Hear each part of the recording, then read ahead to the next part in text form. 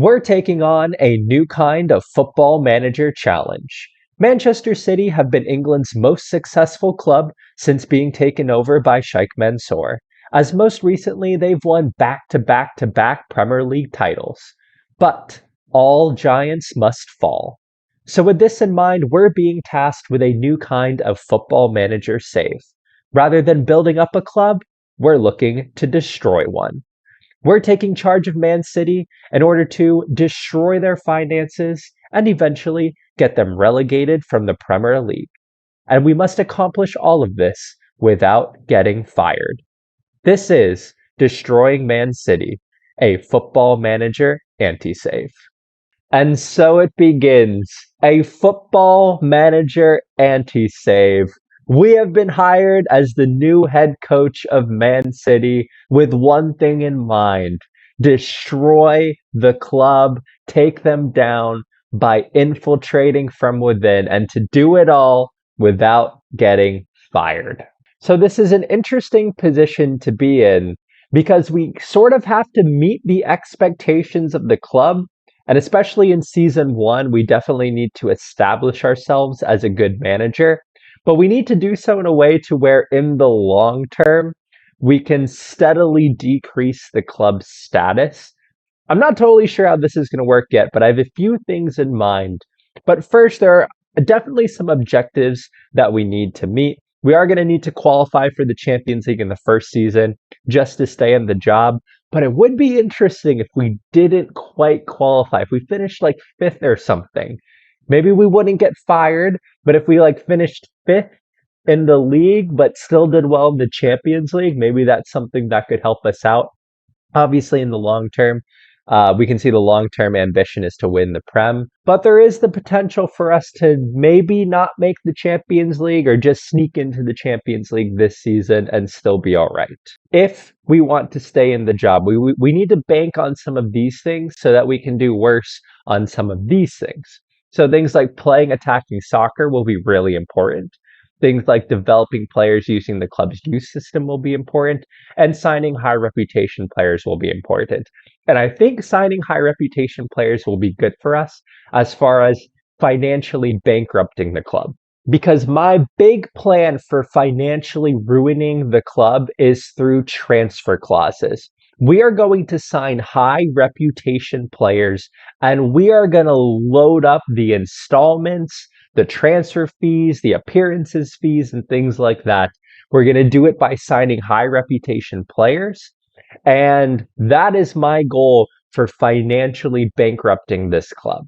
The other thing is here we have a number of players who are older, whose contracts are going to expire soon. And I think we signed them to long-term contracts. Players like Kevin De Bruyne, Ilkay Gundogan, even Scott Carson, Kyle Walker, all of these players who are aging, who are still good, I think we signed them now to long-term deals. And that way we have a very aging squad so that as we move throughout the save, as we continue to sign those players who are 30, 35 years old to long-term contracts, eventually they're going to be in so much money, they're not going to want to leave the club. The club is going to be in debt, and hopefully we'll just continue to go down with the quality of the team. But for this season, my major goals are to, one, do well enough in the league to where we stay in the job, but maybe not so well that we're winning the league and winning a whole lot of competitions. Definitely in the league, I don't mind finishing in kind of a fourth position. However, in the cup competitions, I wouldn't mind winning those just to develop some credit in the bank so that we don't get fired later on.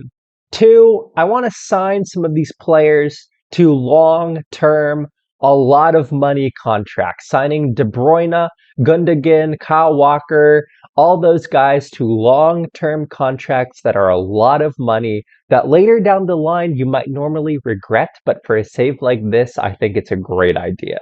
And finally, I'm going to make some transfers. We're just going for mid players, players who I don't think are that good, maybe even young players who I don't think have a lot of potential.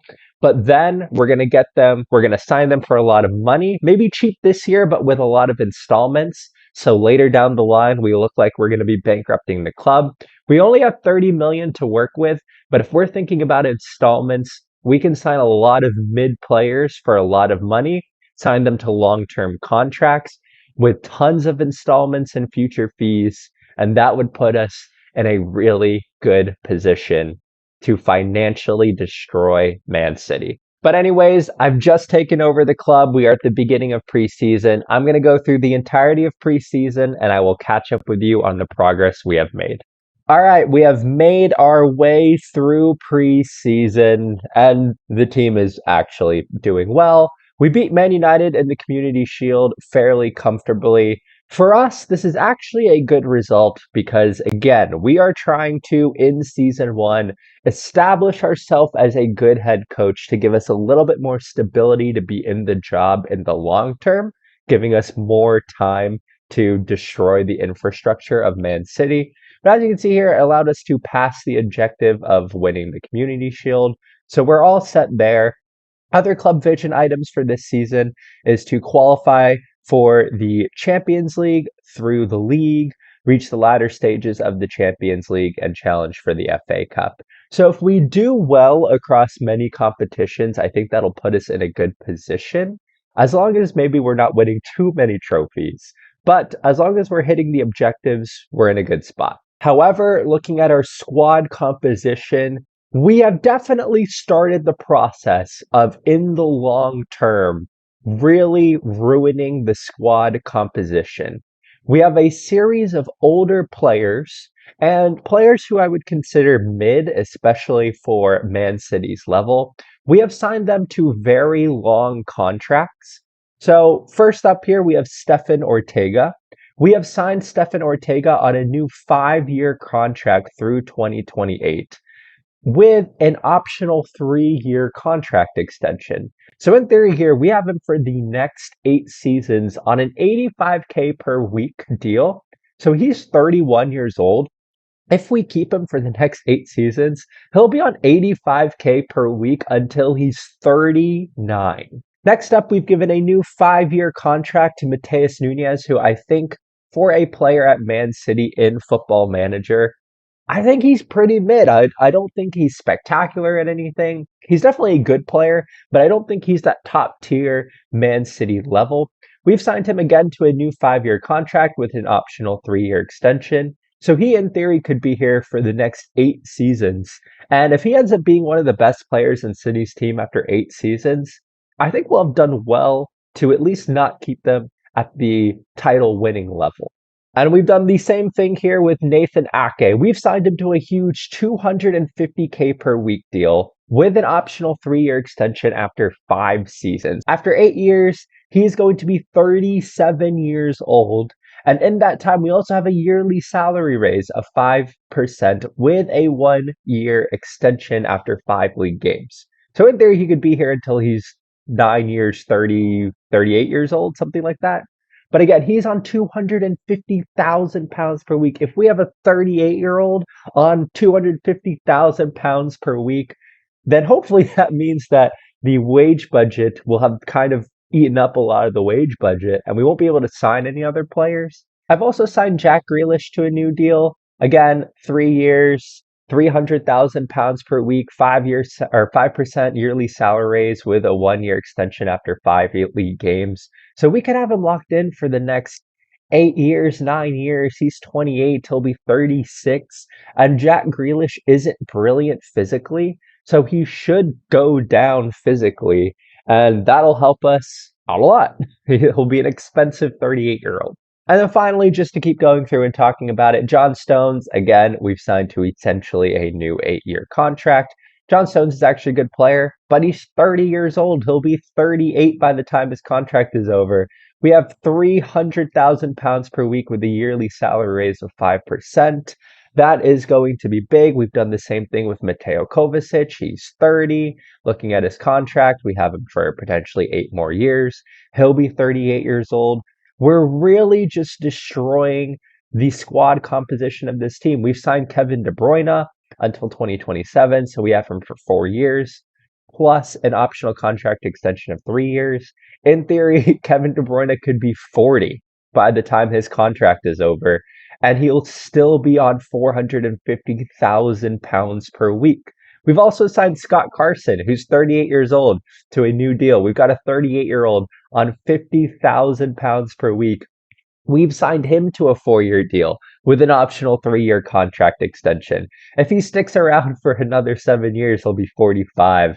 I'm sure that the game will have him retire for then, but at least at this point, we're wasting money on a 38-year-old. Finally, we've re signed Kyle Walker. I'm a little bit worried more about this re signing because physically he's so good, but he's on £200,000 per week with a 3-year contract extension. He only wanted a new 3-year deal, but if he's around for another 6 years, again, he'll be 40 years old on £200,000 per week. So the important thing in all that is that looking at our squad composition, we have a lot of older players here. Scott Carson, Kyle Walker, De Bruyne, Ortega, Kovacic, John Stones, Nathan Ake, Jack Grealish, so on and so forth. These players are older and we've just signed them to huge, expensive contracts. So this is what we're trying to do, is ruin the squad composition so that as we get further and further into this save, we're not going to be able to unload these players. They're going to be on such a high salary. They're not going to want to leave Man City, and they're slowly going to deteriorate, causing the club to slowly deteriorate, and hopefully allowing us to destroy the club. But it's not just renewing contracts of our squad. I've also made a few signings. We had 30 million to spend. I've managed to stretch that out very nicely. We haven't sold anyone here, so this 173 million that you guys see here, that is from actual sales in real life that they did. Well, we brought in 78 million worth of players, which was pretty much as I could do. If we look at the finances here, we have absolutely no money left in the transfer budget, and importantly, we are currently over the wage budget. So that means we are overspending, which should help us to destroy the financial future of this club. But the important thing here with the transfers is we've definitely overspent. I've signed Mikkel Damsgaard for £42.5 million. I do not think Mikkel Damsgaard is worth £42.5 million. And to be honest, especially for this level, he's so mid. I mean, Mikkel Damsgaard is a mid-table Premiership player. We've wasted money on a mid-table player.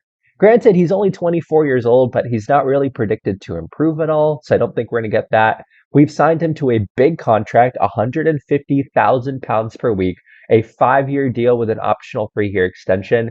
So we are overplaying for a player who's very mid. And then the second player we've brought in is Jonathan David, the 24-year-old Canadian, who again, I think he's just kind of mid. He's on £150,000 per week. We've got him for 5 seasons with an optional 3-year extension. And something that I think is important is that if we look at his happiness, he's cool with being a fringe player. He doesn't mind if he doesn't play too much. So he should never become unhappy, which will be very good for us. So we've brought in 2 players who we've very vastly overplayed for, who are just kind of okay.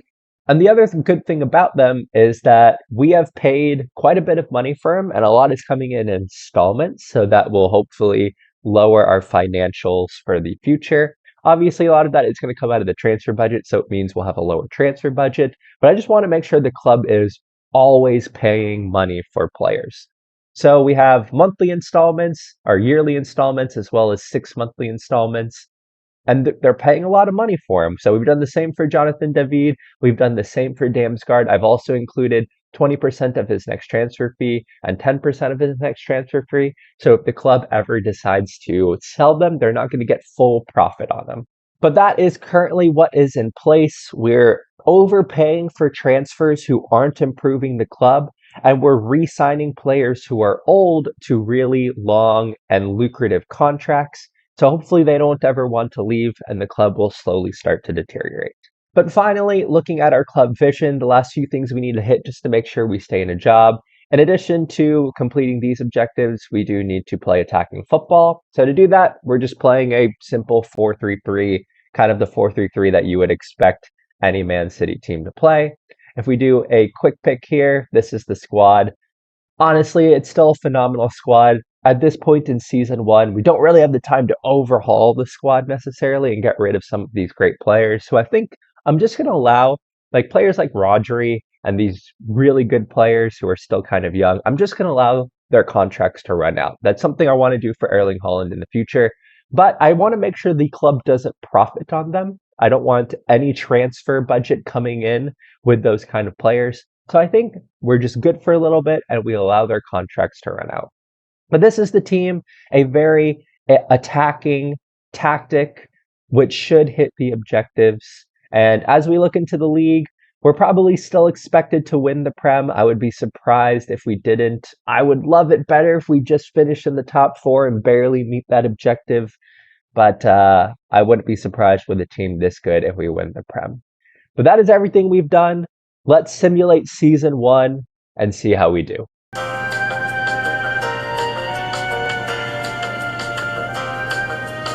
Oh man, I never thought that I would be disappointed to win the league, but here we are. We've won the league fairly comfortably, ousting Spurs. Spurs finished second. What a season for them and Ange Postecoglou.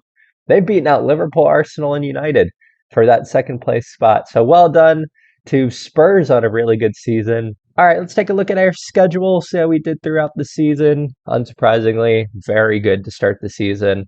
Nothing until a 1-1 draw away at Brentford. Looks like we were doing well in the Champions League too. First loss was to Everton away. Rico Lewis got a red, and they came back. I'd be surprised that we lost to Everton. Jesus, 7-0 win over Wolves. Erling Haaland scored 5 goals. Jeez, he's a good player. 3-1 loss to Crystal Palace. Some really strange losses in there, all things considered. Looks like we got to the Champions League round of 16. We progressed there. Lost to United, lost to Spurs. Again, Spurs had a really good season. Lost to Liverpool as well. Champions League quarterfinals, though, looks like we beat Leipzig, went through there. Semifinals, went through against Arsenal. Geez, beat them 5-0 away from home. But we lost the FA Cup final to Liverpool. That is good. Making a final and losing. That is good. That is exactly what we want to see. But we were also in the Champions League final. How did we do there? We lost 1-0 to PSG. What a good season. This is kind of a perfect start to the season. It could have only been more perfect if we finished second in the league. But we made the final of the Champions League and lost. For some reason, that doesn't show up here. We made the final of the FA Cup and lost. But we did win the Carabao Cup. But we won kind of lame trophies. Who did we play in the Carabao Cup final? Oh, we beat Crystal Palace on penalties. If we had lost this one too on pens, that would have been like the perfect first season. But we'll take that. We did it. We won the Prem. But as far as cup competitions is concerned, we made the finals and lost in the two important ones. And like winning the Community Shield is whatever. Winning the Carabao Cup is whatever. So even though we did get a quote unquote domestic trouble, it was a lame one, and we didn't win the Champions League and FA Cup. As far as our long-term future at the club is concerned, this was a perfect way to start. Looking forward to next season, we do have a lot to work with here. We've got £277 million in the bank balance, so we have a lot of money that we need to get rid of. But we have a bigger wage budget now, and we have £246 million in the transfer budget to absolutely waste. Think of the number of just mid players that we can bring in with £246 million. We can destroy this wage budget, destroy this transfer budget, and hopefully it'll help us to ruin these financials. So overall, I would say right now the pieces are in place for us to destroy Man City in the long term. And again, we have to do all this without getting fired. So it is important for us to meet those club visions, meet those club expectations at the moment, so that we can try and slowly deteriorate Man City without getting fired from the club. And I think we're in a position to do that right now. We're kind of ruining the club squad composition. As you guys can see here, we have a lot of players over the age of 30, and we've already signed some players who are just kind of average. And I think over the long term, that's going to help us to make the quality of the squad go down and down.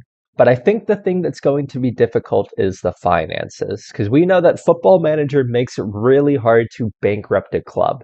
And we're going to need to figure out a way to bankrupt Man City, who are currently rich, have over 250 million pounds in the overall balance, and who have given us essentially a 250 million pound transfer budget.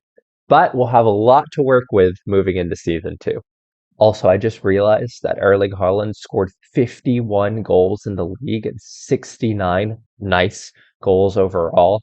This is a player that in the long term we're going to have to get rid of because he is too good. But that is everything. This is season one of destroying Man City, trying to do it without getting fired. We're going to see how long we can stay in this job for. And our goal is to slowly deteriorate these finances and get Man City down the table. All right, we are at the beginning of season two of the Man City anti-save, where we are trying to destroy Man City without getting fired. And at the beginning of season two, we are in a bit of an interesting position because the overall balance of the club is now 312 million pounds. We have around 200 million pounds in the transfer budget, and we have about 800,000 pounds to work with in payroll at the moment. We have, of course, though, made some progress last season with our squad composition, in particular, getting a much older squad than we previously had.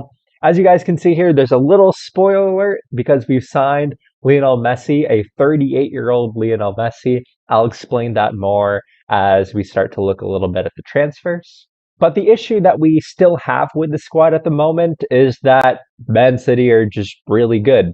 Erling Haaland is arguably the best player in Football Manager, and we still have players like Rodri, Ruben Dias, Ederson, Bernardo Silva, De Bruyne. Even though some of these players are aging, they're still really good, so it's going to be hard for us to play bad. And my plan is to release those players when their contracts come to an end, or that they'll age out and just kind of gradually decline with age. But the main focus of this season will be destroying the overall finances and balance of the club. The big decrement to trying to destroy a club is their infrastructure. And the main thing that we're looking at in their infrastructure is their financial status. So right now, Man City's financial status is rich with an absolute ton of money in the bank. So this is what we're going to need to try to mitigate this offseason. And the beginning of that process was signing Lionel Messi.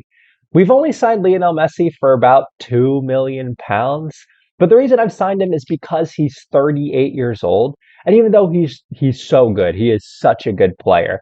We have given him a big contract, 500,000 pounds per week for a 38-year-old.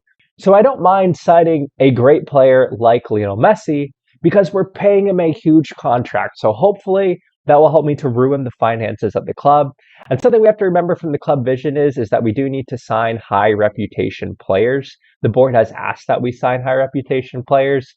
There's not many more high reputation players than Mr. Lionel Messi. But that being said, we are currently on the 24th of July. We have the entire preseason to get through still. And that is the plan for this preseason. It's to sign a bunch of mid players, continue to kind of ruin the squad composition, and just spend as much money as we can on players who probably don't deserve it so that we can destroy the finances of Man City.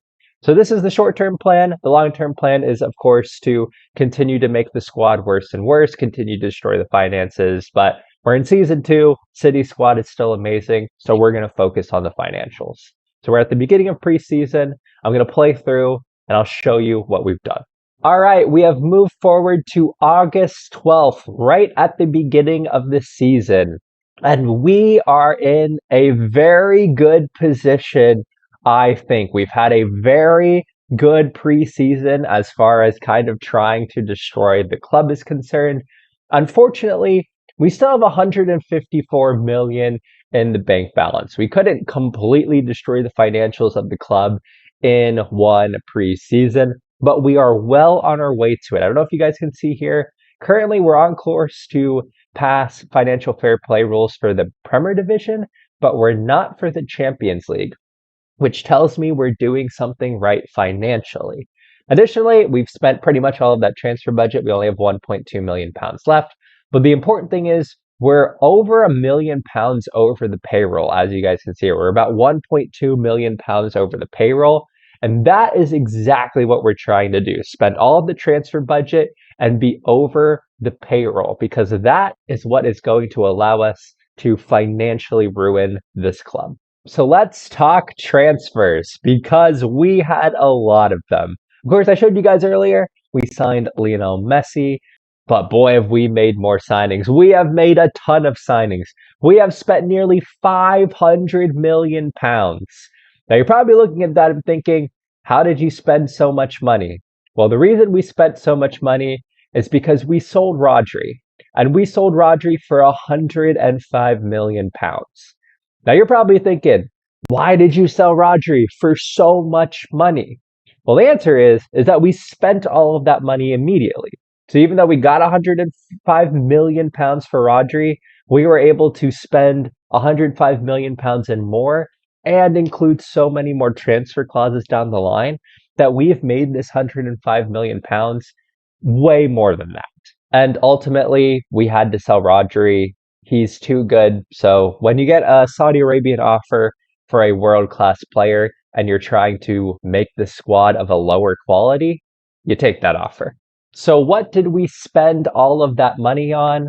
Well, first, we spent £75 million on Mr. Jared Bowen, a player who is not, in my opinion, Man City quality. He's also older, he's in his prime years, but he's 28 years old, and he's really not that good in game. I think Jared Bowen might be a little bit better in real life, but I don't think his attributes are that good in game. I think he's kind of an upper mid-table player.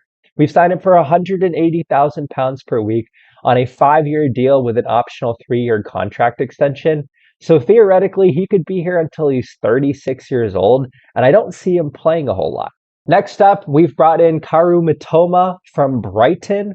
We've brought him in for £70 million. I think we have vastly overpaid for him. You can see that by his value not even being worth what we paid for him. But we have signed him on a huge 135K per week deal. Again, 5 years with an optional 3-year extension. And the thing that got me about Mitoma is I thought he was a lot younger than he is. He's actually 28 years old. So again, we've got him here until 36, and he's just kind of average for our squad.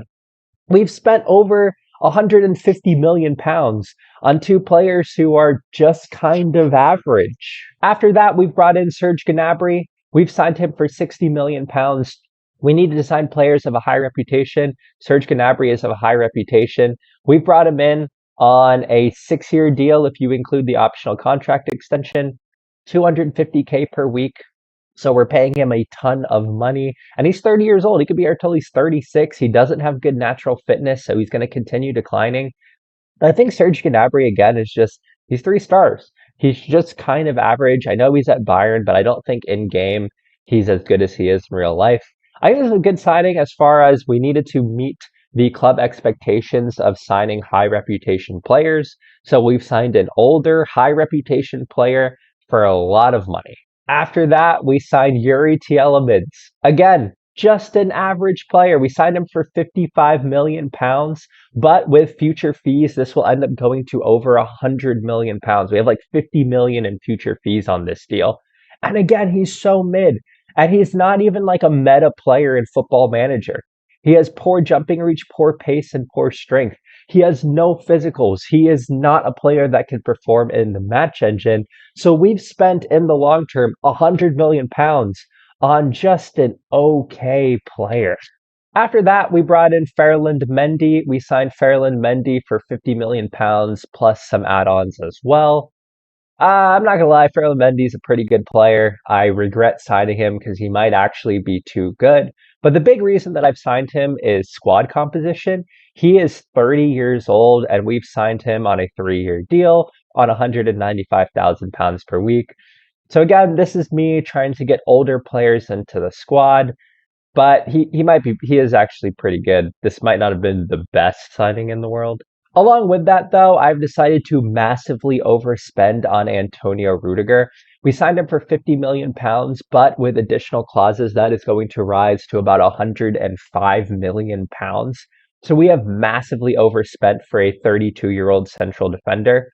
The thing is, we also have good central defenders already, so I don't know how much Rudiger is going to play. But we've signed him on about a 4-year deal, so we'll have him until he's 36-year-old on £275,000 per week. I think this is a pretty good signing as far as destroying squad composition and massively overpaying for him. And again, signing a player with a really high reputation to fulfill what the board wants from us.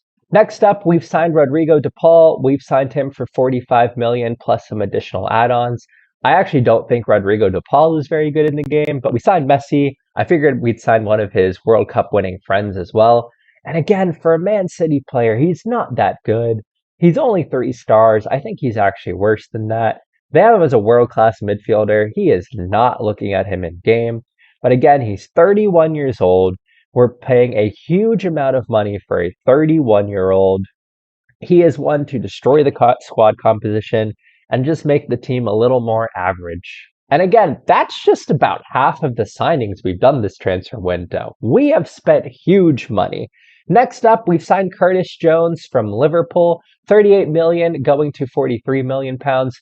I've signed him again because he's pretty mid, but I needed an English player. I realized we weren't going to meet squad registration rules. So I wanted to spend money on an English player.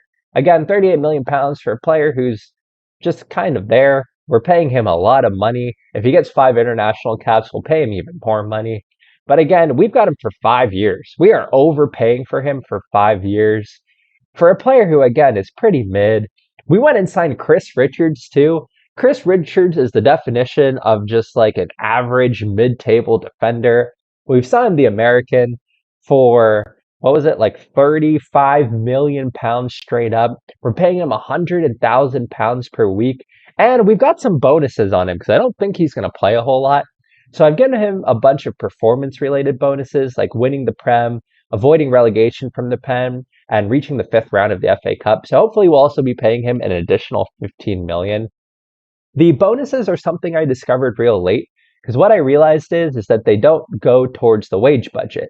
Like none of this counts towards the wage budget. Like appearance fees and shut-up bonuses will kind of, if you look at the negotiations, they will count towards the wage budget, but these bonuses do not.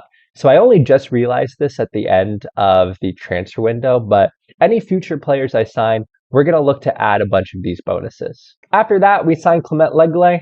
Again, a player who I don't think is very good. We signed him from Barcelona for 12.5 million pounds. We've given him a very big contract. We've given him a 3-year extension. So he's here for potentially 6 years as a 30-year-old. And we added in those contracts for just, if we avoid relegation from the Prem, he's getting 7.5 million pounds. If we qualify for the Champions League, the Europa League, he's getting another 7.5 million pounds. If we reach the knockout playoff round of the Champions League, 3.7 million pounds. And if we reach the quarterfinal of the Champions League, he's going to get another 2.5 million. These are all things we should definitely do. And he should definitely be getting at least, 20 million pounds in bonuses. Next up, we signed this guy, Eric De Silva Moreira. I actually don't know anything about him, but I didn't have much in the transfer budget left. And I just wanted to spend some money on players. I just needed to waste some money, so we signed this guy too. And then finally, we signed Axel Witsel for 2 million pounds. Again, I just had some extra money. Axel Witsel is not very good. I mean, we're paying almost 100,000 pounds per week for a 36-year-old. I mean, he's literally never going to play. His pace is 9. He's terrible. So he's just a player we signed to waste some more money on. But those are all of the transfers. Again, we have spent a massive amount of money. The other thing is too, now we have tons and tons of future transfer clauses that Man City are going to have to pay. We still have, look at all these transfer clauses on Jared Bowen. He owe 10 million per year plus all these 5 million clauses. If we continue to scroll down, Eric De Silva Moreira, 50% of his next transfer fee is going to be owed to Forest. We're also paying a bunch of transfer clauses there. We still have the stuff from Dansgaard and David from last season. Rodrigo De Paul, if he plays 20 league games, we're going to owe $0.75 million to Atletico Madrid. Plus, there's all of these installments. Continuing to scroll down, Serge Gnabry has a bunch of installments. Curtis Jones has a bunch of installments. Clement Lenglet has a bunch of installments. Ferland Mendy, Lionel Messi, Matoma, like every single Chris Richards, every single player we've signed, I made sure to put tons and tons of installments on, including your AT elements here. So the club will be spending money well into the future. So this is good because if we can continue to destroy the finances in the short term, we can keep them destroyed through these long-term transfer clauses. And then the last thing we've done here to kind of help with just spending a lot of random money is in the staff. So if you can see here, I haven't signed all of the staff, but some staff needed to be re-signed to their contracts. If we look at someone here, Juan Molilo, my assistant coach, he's on 30K per week. Your assistant coach should probably be the person who you're spending the most money on. But I've re-signed the head of youth development to a 400K per week contract. And I've re-signed some of the coaches as well. I don't remember who they are. Yeah, Maurizio Trombetta, 165K per week. I mean, he's getting played like a player. Miguel De Agostino here, 110K per week. Dennis Bergkamp, 165K per week. And so on and so forth on a few of these coaches. So as the coaches run down their contracts, I'm going to re-sign them, and I'm just going to re-sign them for an exorbitant amount of money. So we should be able to use that to our advantage to help bankrupt the club. Looking at the expenditure in our finances, as you guys can see, actually, I think my face might be blocking it, but we spent the most money on player salaries and the most money on bonuses. So 220 million was spent on player salaries and 123 million was spent on performance related bonuses. And then as far as staff salaries were concerned, we spent 47 million. So our goal this season is to really increase those numbers. But that is how things are looking financially. Looking at the squad composition, as you guys can see here, we have a lot of old players. Everyone here is over 30 years old, and pretty much everyone here is signed to pretty long-term contracts. So Messi down to, if we scroll down here to Manuel Akanji, they're all above 30 years old, and this is the squad composition that we're looking for.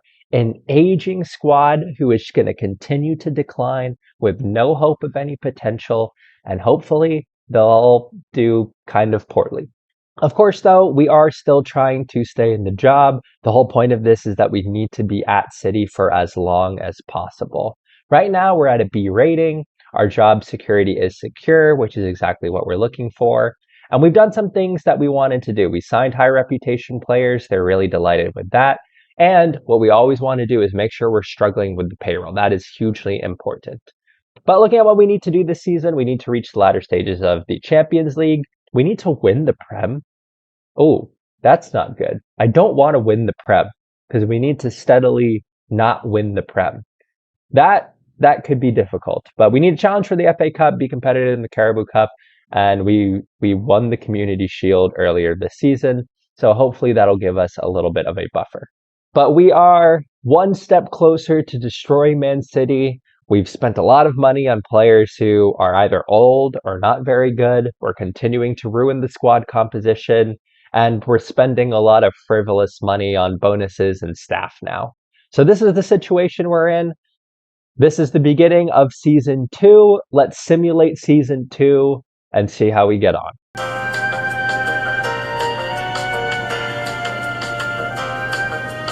And at the end of season 2, we have finished in second place and we are still in a job. This is exactly what we're looking for, to slowly lower the expectations at the club so that we don't need to do as well. We can slowly lower Man City and still be in a job. This is exactly what we're looking for in season 2.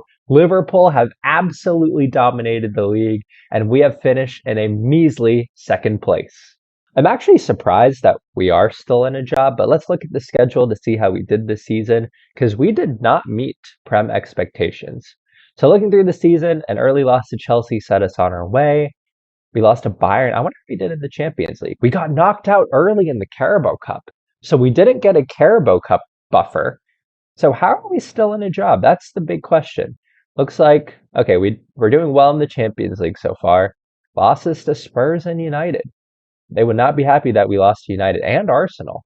So not doing good there, but a relatively good January. Looks like we did well in the league phase of the Champions League. We got through against PSG in the round of 16. That was probably important for our job. We lost to PSG in the final last year, but Erling Haaland doing quite well. Quarterfinals of the Champions League, we went through against Benfica and we beat Portsmouth in the FA Cup semifinal. So we made the FA Cup final, and it looks like we played Bayern Leverkusen in the Champions League semifinal, got through pretty easily there. So we made the Champions League final and the FA Cup final, and we lost in both. Let's go! We lost on pens in the FA Cup final, and we lost in the Champions League final in extra time to Liverpool. Liverpool completely dominated this season. This is brilliant because we didn't win the Prem, but we did well enough in the Champions League, well enough in the FA Cup, and we won the Community Shield. And because of that, we just probably got a little bit of enough of a buffer so we did not get fired. This is what we want from this save, to kind of do well but not win trophies. This is the perfect season. And sure enough, looking at the club vision, we are in the job by the skin of our teeth. A C rating is really not good. I don't know if I've ever had a C rating in Football Manager before. This is fun. I'm enjoying this. But we didn't get down to a D, so we never had the talk that we might get fired. A C rating is good because overall, they're still satisfied. We're lowering the expectations, but next season's going to be tough. We might have to win the league and we might have to win the Champions League to stay in a job. But we'll see because we need to make sure our contract expires after next season. We need to make sure we sign a new one. I am curious to see, how did our players do this season? Well, we were absolutely carried by Erling Haaland. Erling Haaland had 48 goals this season. What a player. 26 goals in the league, but he was a lot worse than last season, which we had the same tactic. I don't know if I talked about that, but we played literally the same tactic as we did last season. So I'm surprised that he actually did worse. We're literally playing the same tactic. I wonder why he did so poorly. But overall, like, nobody was outstanding. And Lionel Messi actually did really good. He was the top assister. But look at these numbers. Other than Erling Haaland, I don't think anyone was outstanding, which tells me that looking at the squad composition, the fact that nobody was outstanding, I think we're on the right track here. As players continue to get older, they will continue to do worse. This is a good position to be in. And the club finances are definitely worse than we were at this point last season. Overall balance is in the red. We have £240 million to work with, though, so we can continue to push that into the red. And looking at expenditure, I don't remember what we said for last season. So last season, most of our money was spent on player salaries, bonuses, and staff salaries. Wow. So we spent most of it now on staff salaries. So paying all that staff really helped, and double the player salaries. And bonuses, we can work on adding more bonuses. We only spent about 50 million more in bonuses.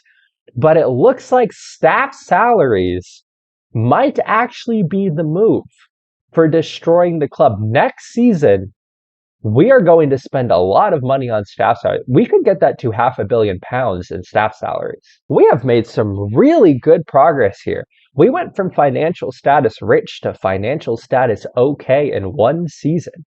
This is a very good position to be in. I think we can definitely destroy Man City. I don't know if Football Manager will let the club go into administration, but the fact that the financial status is only okay at this point, we've made a lot of progress in one season. And looking through next season, I mean, I think Lionel Messi, I think he's end of contract now. He is a player we're going to want to re-sign. Looking at, let's actually just go to contracts. Yeah, I actually forgot that I did that. I put in a new offer for Lionel Messi here. So hopefully we can get him on a new long salary.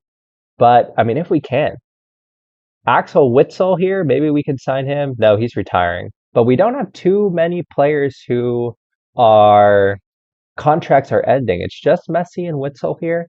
And then next year we'll look at DePaul, Walker, Holland, Ederson, Ruben Dias. So some of those guys. But I think Players we want to re-sign, definitely DePaul, definitely Walker because he's old, but I am not re-signing. We are one season away from being able to release Erling Haaland for no money. And that would be perfect because we would lose some of those goals. We are in a good position here. This was a good season. We're so close to being able to release Holland. We've signed a bunch of just mid players. We've really made the age of the squad. Like, if we look at this age, we are old. We've signed a bunch of mid players, and we have done a lot of damage to Man City's financials. This is a lovely position to be in. Season 2, destroying Man City, absolutely a success. But all right, that is season 2 of Destroying Man City. We've essentially done the bare minimum to keep the job. We only won the Community Shield. I mean, we can effectively say we won no trophies this year. We've continued to sign players who are just old or mid. We have a squad composition that's really old, and we are finding new places with some of the staff salaries and bonuses to be able to just waste money in this team. This is exactly what we wanted from season 2. And we are moving into season 3 of Destroying Man City. We have come off the back of a pretty solid season 2, kind of accomplishing everything that we needed to in the second season, doing well enough that we didn't get fired by doing well in cup competitions and doing good enough in the Prem, where we weren't going to get fired, but we didn't win any trophies. We also have built an aging squad with most of the players in the team now over 30 years old and on large, lucrative, and long contracts, as well as starting to mitigate the financial situation of the club. We're no longer a financially rich club. The financial status is just okay. So this is where we are moving into season 3. We've got a £240 million transfer budget to work with and some payroll to work with. So there's a lot of moves here where we can destroy the finances. And I think this season is going to be a big one for really deteriorating the club's finances. And I have a lot of ideas for season 3 for how I want to really begin to destroy this club. And the first and big one is we have 104 staff members at this club. Now, things that I cannot control in Football Manager. If we look at the finances, the transfer budget, you're only given so much transfer budget and you're only given so much payroll. But something that I have realized is staff salaries don't account for the payroll. We have 104 staff members that we could sign to a lot of money. Let's just take, for example, Carlos Vicens here. He's our set piece coach. He's on 7.25K per week. But if we start a hypothetical negotiation here, where we go for 5 years, we could offer him, our set piece coach, 200K per week. And we could add bonuses. We could add bonuses just for doing the minimum requirement. We can pay him £2 million just for us avoiding relegation and things like that. Rather than paying a random recruitment analyst 12.25K per week, why don't we just pay him 200K per week? So that's the plan, staff-wise. Of course, we're going to continue making this squad not good and making sure to continue overpay old people. And hopefully that'll allow us to capitalize on a pretty good season too. But right now we're on the Club World Championship. I still need to play through the preseason. So I'm going to go to the beginning of season 3, the actual start of the Prem season, and I'll see you all there. All right, we are at the end of the transfer window in September. So we're a little bit later than we have been for previous episodes. We have had a good start to the season, unfortunately. We won the Club World Cup Championship. Not super surprised about that. This is fairly easy to win, I think, in Football Manager. And unfortunately, we have won our first 3 matches, and Erling Haaland continues to be amazing. But the good news is that next season, we will be releasing Erling Haaland because his contract expires next season, and he's way too good. We cannot keep him. But I gotta tell you guys, I have a really, really good feeling about this season. This is what our finances look like. We're still okay at the moment, but there's a lot of things to take into account here, looking at the financial screen. First, we are currently projected to fail financial fair play rules for both the Prem and the Champions League. So we are doing something right. The other thing is, we have £41 million in the bank balance. And now, you're probably thinking, dude, you had £5 million. Like you had 5 million in the red previously. Why is 41 million a good thing? Well, after we got that 5 million in the red, the club put up £700 million. So our peak overall balance in the summer was £780 million. And during the summer, we have managed to get 740 million off there. And that's just a couple of months. Imagine what we can do over the course of a whole season. So how have we gotten rid of a lot of that money? Well, the first step was, again, we had 104 staff members, and a lot of them now are on huge salaries. My assistant coach, who was on like 30K per week, we're now giving him £1 million per week. Our head of youth development, he's on £1 million per week. Our head performance analyst, 650K per week. Our set piece coach, after the influx of money, we were now able to offer him 775K per week. And we were able to do that for pretty much every coach. And moving to our performance analyst, he's on 650K per week. My head scout, general manager, £1 million per week. Technical director, a mil. Chief scout, 650. Scouts, pretty much all 650. Recruitment analysts are all on 650.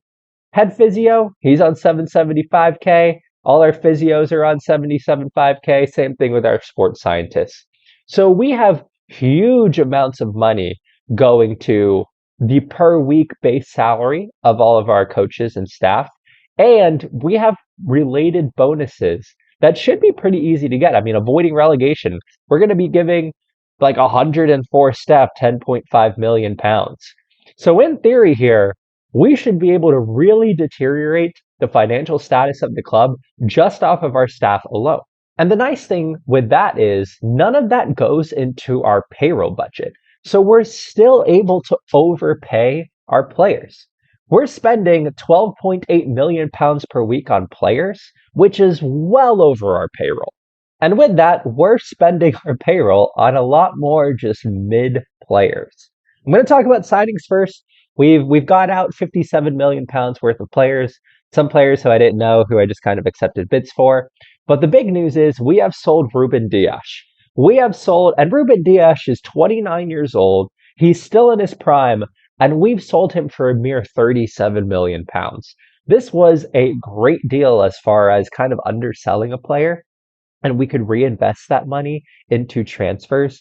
But Ruben Dias is a world-class defender, and given how good he is, it's good that we shipped him off.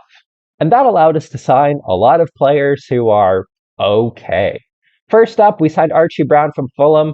He's so mid. He's 24 years old. He has no potential to grow into. We paid £27 million for him, and we're paying him to be an impact sub, £84,000 per week. And look at those bonuses. Avoiding relegation, just reaching fourth round of the Carabao Cup and the FA Cup. We are spending money. I mean, just for us being okay, we're going to be giving him like £30 million just for being mid. We've also signed Dean Henderson. We've overpaid for Dean Henderson, £36 million. He's an average goalkeeper who we're going to be giving tons of bonuses to. We've also signed Shaquille Van Persie. I actually think he's a good wonder kid in the game, but he's never going to develop here. We're overpaying for a player who's never going to develop because we're never going to play him. And because of that, he won't develop, which is fine. I mean, I'm kind of sad that we're ruining his career, but we'll give him 10.25 million if we avoid relegation, which we're going to do. And we've got him for 5 years on 41.5K, £24 million. Then we've signed Joel Linton. Joel Linton for £78 million. We vastly overpaid for, again, a player who's just kind of okay and who we're going to be giving a lot of money to just for doing the bare minimum. And we have an optional contract extension. We're paying him 160K per week. And as long as he gets 5 goals or 5 goals and assists this season, he'll get another 10.25 million pounds. Next up, we've signed João Pedro. I forgot why I sent him out on loan, but I think I promised him that I would send him out on loan, so I did that. But again, we're 75 million pounds for a player who's not even going to play, and we're paying his salary during his loan. So we're just wasting more money. After that, I wanted to sign an English player, and James McAtee was that guy. Again, we've also sent him out on loan. Again, we're paying everything, so it's fine. He's going to get bonuses as long as we don't get relegated. And we just needed an English player. He's also homegrown at the club, so we'll probably use him more in the future. But again, he's very mid, and we've spent 23.5 million pounds on a player who's just kind of going to be there. But finally, I want to talk about my favorite signing of this transfer window, and that is Mr. Emil Smith Rowe. We have signed him for a giant 80 million pounds from Fulham. And the reason why I'm so happy about this signing is I do like Emil Smith Rowe, but in Football Manager, he's a player who's okay. He can play a lot of positions, but he's not world class or anything. He's okay. He's not physically phenomenal, not mentally phenomenal, not technically phenomenal. He plays for Fulham for a reason. But if we look at his career stats, we've got him 2 assists so far, and he's playing all right.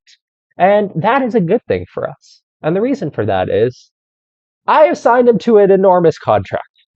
We have signed him for first, 875,000 pounds per week, which is insane. And we've got him for 5 seasons with an optional 3-year contract extension. So in theory, he's 26 right now.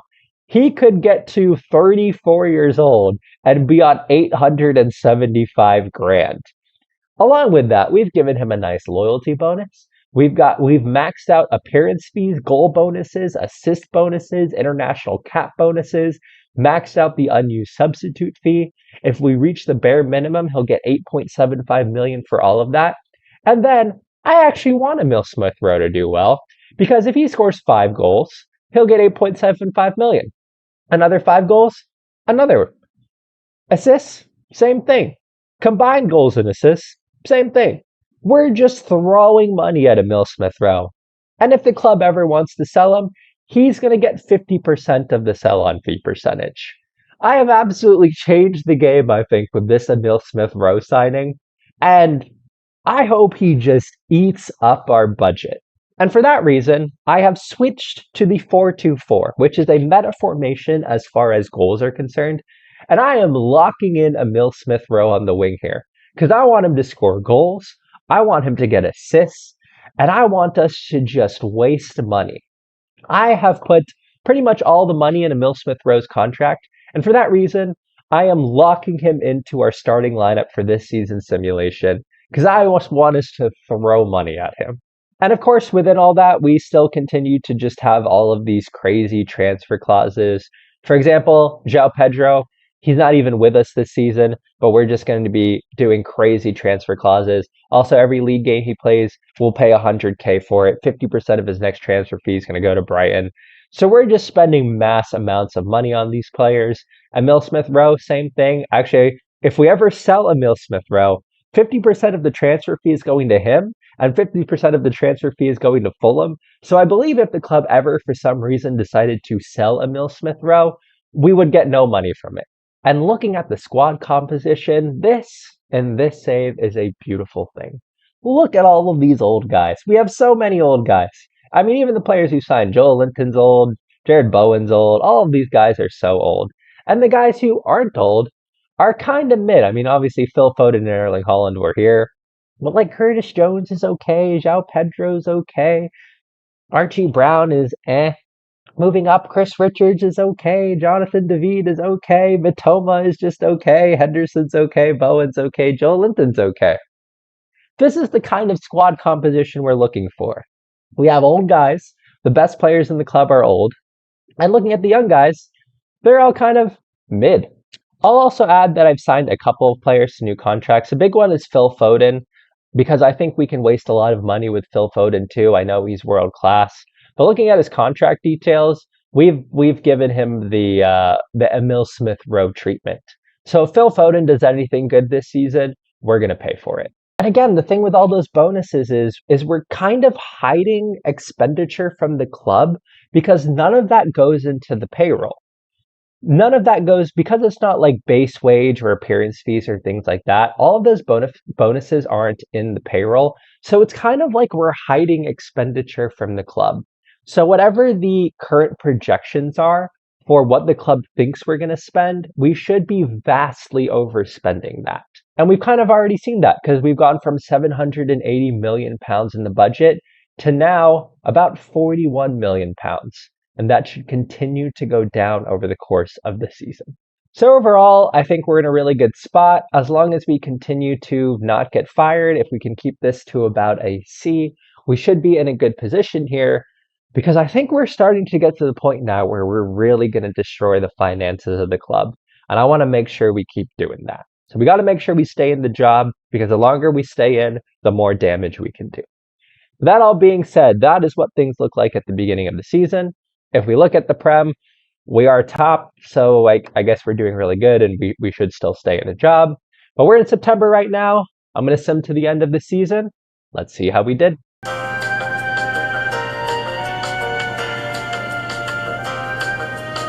Let's go. We have pulled out a Season 3 Masterclass. We are still in with the job. And we are in third. We've steadily just gone down every year. We were first season 1, second season 2, and now we finished third. We are Crystal Palace just made the Champions League. That is wild to see. But we are continuing to just get a little worse each year. This is exactly what we wanted. And I'm seeing here, we scored 103 goals this season. I hope a lot of them went to Emil Smith-Rowe and Phil Foden. But as always, we take a look at the schedule and see how we did. Wow, 7-3. We won 7-3 over Crystal Palace away from home. They made the Champions League. They had a red card in the 10th minute. But how did we do in the rest of the season? Got knocked out in the Carabao Cup third round. That's actually not good. We needed to get to the fourth round so that we could pay a lot of people. So that's unfortunate. We would have liked to get knocked out in the fourth round. Looking through a really mid start to the season, actually a lot of draws in here. So that would be and lost to Man United 5-1. So that's good.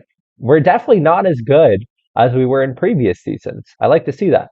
I think we did get out of the Champions League phase. We made the FA Cup fifth round, so that should have paid out a lot of bonuses. So that's good to see. Round of 16, we should get some bonuses from that too. We lost in the FA Cup quarterfinal. That is a good place to lose. But somehow we're still doing well in the Champions League. 5-5. That must have been crazy. But looking through, we made the Champions League final. We've made the Champions League final 3 years in a row. How did that? And we lost again. Let's go. We didn't win any trophies this year. We have our first completely trophyless season as the Man City manager. Let's go to competitions. We won nothing. Let's go! We won nothing! This is the perfect season! And we still have a C rating. And we are bringing down the expectations of the club for next season. We have a C rating, and next season, challenge for the Champions League. But it's only qualify for the Champions League. Let's go! We're bringing down the board expectations. This club is slowly deteriorating. This is what we needed. Whoa! Whoa, this is the most beautiful I didn't even realize this. This is the most beautiful financial page I've ever seen. Financial status in debt. Overall balance negative 1.4 billion pounds. We have accomplished exactly what we wanted to accomplish this season. Let's look at the expenditure. So we spent an incredible 1.6 billion on bonuses, 500 million pounds on player salaries, transfer expenditure 300. Where are the staff salaries? Well, looking down, all of the debt is from staff salaries. We're 2 billion pounds in debt on staff salaries. We've done it. We're destroying Man City. We have absolutely cooked this season. This is the best Destroying Man City season we've ever had. We won no trophies, and we've destroyed the financials of the club. And look at all the unhappy players. This is brilliant. All the players are unhappy. We love to see it. Looking at the general info here. Again, look at all the old players. There are so many old players in the squad. Some of them have retired too. Oh, this is brilliant. And look at the ability wise. And Erling Haaland. Erling Haaland. 6/30, 2026. He is going in less than a month. He's going to go somewhere in less than a month. And I won't have to worry about his being actually good ever again. I mean, without Holland, like even if we get rid of Bernardo Silva too, our team is going to be so mid. Our team is going to be so average. What a lovely sight. And I mean, next season is going to be a huge season because we're in so much debt. If we can just keep this debt going, we're going to be solid. I also want to see, I mean, we got 103 goals. So how much did he got 5 goals and 13 assists? Emil Smith Rowe, I need more from you, bud. I need more from you. I need you to take more money from us. I need this. Okay, next season, we got to make sure Emil Smith Rowe gets more than 5 goals and 13 assists. What about Phil Foden? You also had Phil Foden on a huge salary as well. What did he do? So looking again, his contract, huge bonuses and stuff there too. 4 goals and 11 assists. I almost wonder if I should have given it to Erling Haaland because he scores so many goals. Well, our two best players were Erling Haaland and Bernardo Silva. Erling Haaland scored 62 goals. Doku had a big season as well. But Erling Haaland scored 62 goals. I should have given him all that money. But the nice thing is we don't have to worry about him scoring 62 goals because you bet we're going to release Erling Haaland. I've also just realized we're currently spending £12 million per week on salary. They've cut that down to £800 million. And we have barely any transfer budget for next season. This is going to be season 4 is going to be super interesting. But speaking of season 4, that is all I've got for this episode. Season 3 was pretty incredible. We are really on our way to destroying the finances. We are absolutely in a wonderful position for ruining the squad composition. And Erling Haaland is gonna leave. And once Erling Haaland leaves, we should not be very good. Welcome to season 4, where we are setting out to destroy the club financially and ruin the squad composition to make this club as bad as possible. And there is one big piece of news here as we enter July of season 4 that is going to help us with that. And that news is Erling Haaland has left the club. He has joined Arsenal on a free transfer. This is a huge player to get rid of for a number of reasons. First, we did it on a free, so we got no money from getting rid of Erling Haaland. But more importantly, he's way too good. I mean, 51 goals in season 1, 26 goals in season 2, and 34 goals in season 3. I am somewhat convinced that Erling Haaland was single-handedly carrying us into the Champions League places. So hopefully now that he's gone, we just won't be as good. At the moment, this is what the overall squad looks like. I mean, we still have some really good players. Bernardo Silva and Phil Foden are phenomenal. We're keeping Phil Foden around on a huge salary, but I don't necessarily mind that because we've given him all these performance clauses. So if he pays well, we're very literally going to pay for it. Bernardo Silva is also really good, but he's 32 years old. He's starting to age out. And otherwise, looking at the team, those world-class players just aren't in the squad anymore. Kevin De Bruyne is 36 years old now. He's still on 450K per week. Jack Grealish is 31 on 475K. Like, a lot of these better players are older. So right now, we're in a good position where it doesn't look like there's a good future in the squad. And looking at the salaries, we're definitely overpaying so many players. I mean, Emil Smith Rowe is on 875K with performance bonuses up the wazoo. And looking at other players, I mean, we're overpaying for people like Mateo Kovacic, Mateus Nunez, Serge Gnabry, who I forgot that I signed because I never play him. Nathan Ake, Ilkay Gundogan, who is retiring. But I mean, Jared Bowen's on 220K per week. Curtis Jones is on 210K per week. Yuri Tielemans, who I also forgot about, is on 200K. Mikkel Damsgaard, he's 2 stars. He's on 200K per week. I mean, we're paying massive amounts of money to players like Clement Lenglet and Joel Linton, João Pedro, Karu Matoma. We have so many average players who we're giving tons of money to. And the good thing is, we're spending so much money. The club is in massive debt. Financial status in debt, 1.6 billion overall balance. We're way overpaying on our wage budget. If we go back to the staff again, I talked about this last time, but our staff are making £1 million per week, £1 million per week. We have 103 staff members now, and most of them are making at minimum 600 to 700K per week across 104 staff members.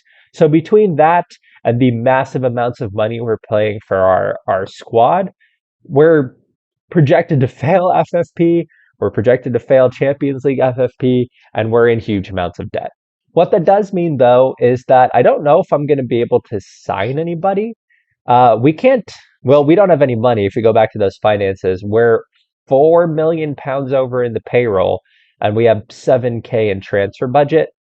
So if we look at our transfers here, I don't think we're going to be able to sign anyone. We can't even really at this point offer anyone new salaries, and we definitely can't offer new players new salaries. So to be honest, moving into season 4 here, we're in July 2nd, I don't really have a plan for what to do, but I am going to play through preseason and maybe something will dawn on me. I have moved forward just a couple of days from where I saw you previously. On 2 July, we were £1.6 billion in debt. Now we are £836,000 in debt.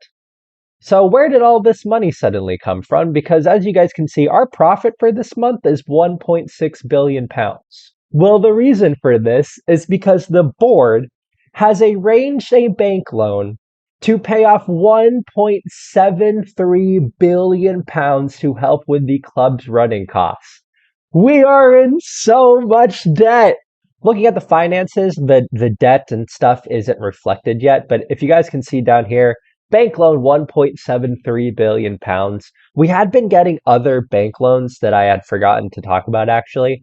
But you can see here, bank loan, we got 4.6 million, 4.7 million, but these were all small. We did get a big one, 232 million pounds, 149 million pounds. So we've had some bank loans that have helped with the club running costs, but I have never seen anything like this £1.73 billion bank loan. We will be paying this debt essentially until 2051, according to all of these. But this is an excellent position to be in. We have put the club in a ton of debt. We're in £2.02 of debt, that most of it will be paid until 2051. And the thing is now, because we got this bank loan, which we're eventually going to have to pay all this money back, but now overall balance here, if we go back to the finances, overall balance is suddenly a little bit better. So we can just continue to deteriorate this position and continue getting bank loans in because the club's going to have to pay it all back. So if we just keep going on as we are, I think we'll be in a good position. But again, 5th of July, I'm going to play through the rest of preseason and we'll see where we're at. We have now moved forward to September. We are 2 months into the future. We were on July 5th. We are now on September 4th. And we have essentially erased £500 million from the finances. And I have done this by essentially doing nothing. If we go look at the transfer history here, I haven't been able to sign anyone.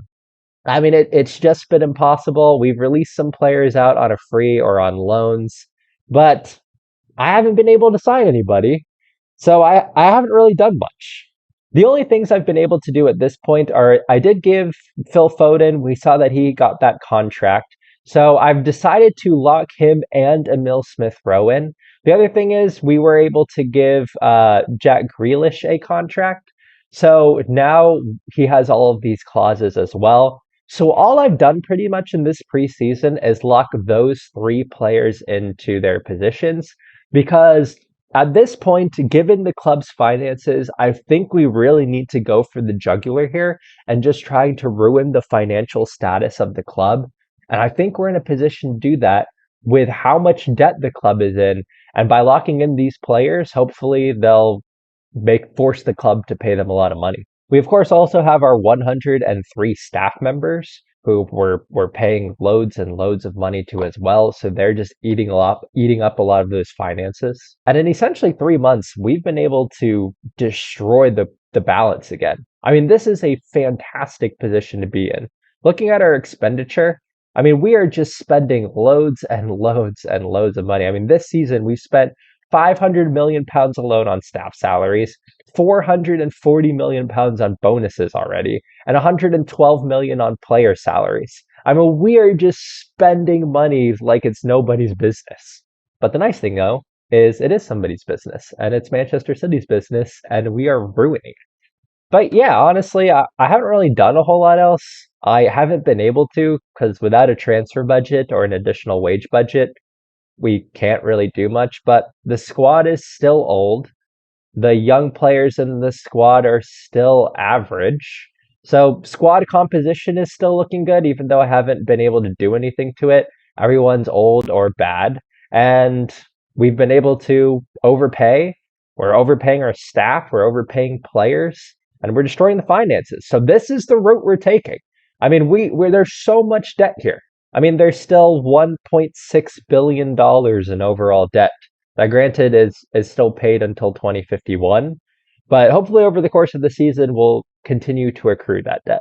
And I will say the other good thing here is that forward thinking from previous seasons, we still have to pay transfer clauses. We're still paying for Jared Bowen. I don't even remember when I signed Jared Bowen, but he's on loan at PSG. I signed Jared Bowen 2 or 3 seasons ago, and we're still paying loads of money for him.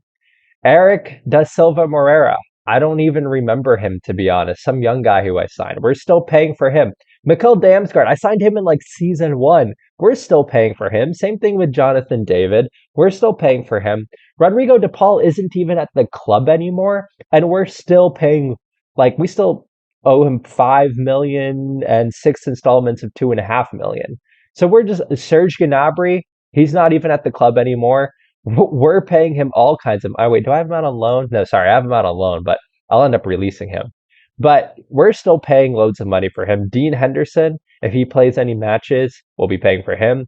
João Pedro, I don't even think he's played for the club, and we're paying loads of money for him. Same thing with Curtis Jones, Clement Lenglet, Ferland Mendy, Lionel Messi, who's retired, we're still paying for.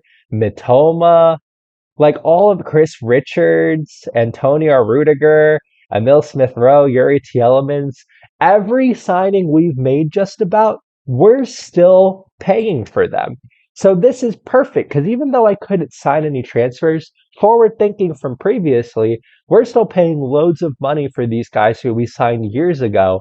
And now that we're in a terrible transfer position, we can still be wasting transfer budget even though we don't have any. So overall, right now, we are absolutely cooking. But unfortunately, we're also doing really well in the league. This could be down to a really good tactic, admittedly. But we've won every single game so far. So hopefully we won't do actually that well. I don't want us to win anything. But I do want us to keep our job. We'll go back to the club vision real quick. The goal, again, we've gotten the goal down low. We have a C rating right now, which is perfect. We're doing the minimum. Job security is stable, so we're still in with a job. But all we got to do is qualify for the Champions League through the league and just challenge for the FA Cup.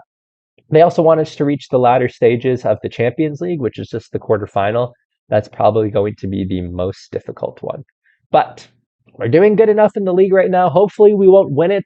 But again, as long as we make the Champions League places, maybe even if we finish 5th, that would be ideal for us. But we are in season 4. I'm going to simulate season 4 now.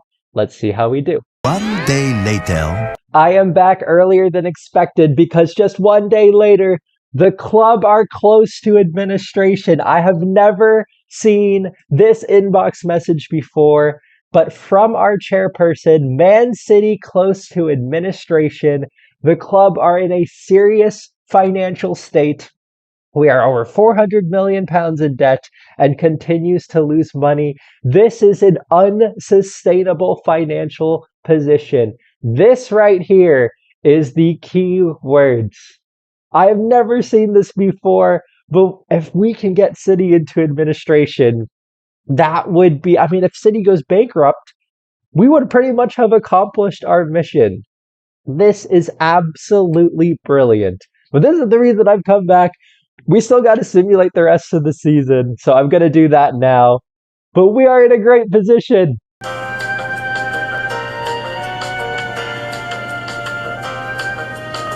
And we are at the conclusion of season 4, where we've actually done pretty well. I'm actually a little concerned with how well we've done. We finished in second place.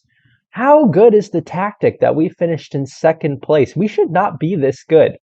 Who did well for the team? Going to stats here. Let's look at the overall stats. Who did so well? Looking at goals, Jeremy Doku did really well. I want to note here that if we look at Jeremy Doku's contract details, I was able to give Jeremy Doku a new contract, and we were able to load up the bonuses on him as well. So him getting 19 goals and 8 assists is actually a good thing. But Jonathan David, I didn't expect him to be this good. I don't actually know why. It must just be the tactic, because I actually don't think he's that good. Oscar Bob did good. We might need to get rid of him. Phil Foden did okay. I feel like, I mean, Smith Rowe, Foden, and Grealish, who we all locked in, got a lot of goals and assists. So that's good because we had to pay them a lot of money for it. But let's look at our schedule. We had that great start to the season. We continued to have a good start in the Prem, but we lost to AC Milan, lost to Real Madrid. First loss in the league was to Newcastle. But wow, we actually did much better in the Prem than I was expecting. We got knocked out though in the Carabao Cup quarterfinal though. That is good because we got past the 4th round, which means that we had to pay a lot of bonuses. Looking at the FA Cup, we got past the FA Cup 4th round, so same thing. That is also good. We paid a ton of bonuses. Oh, how did we do in the FA Cup? FA Cup quarterfinal, FA Cup semifinal. We won the FA Cup. How did we win the FA Cup? We won it right at the death, too. 86, 90 plus 6, and 90 plus 8. We won a trophy. That's not good. And it looks like winning that trophy. I mean, we're at a B minus. We're actually better than we were last season. We finished second in the league. We won a trophy and got a B minus. There it is. Oh man, we had been doing so good in the previous seasons at not winning anything.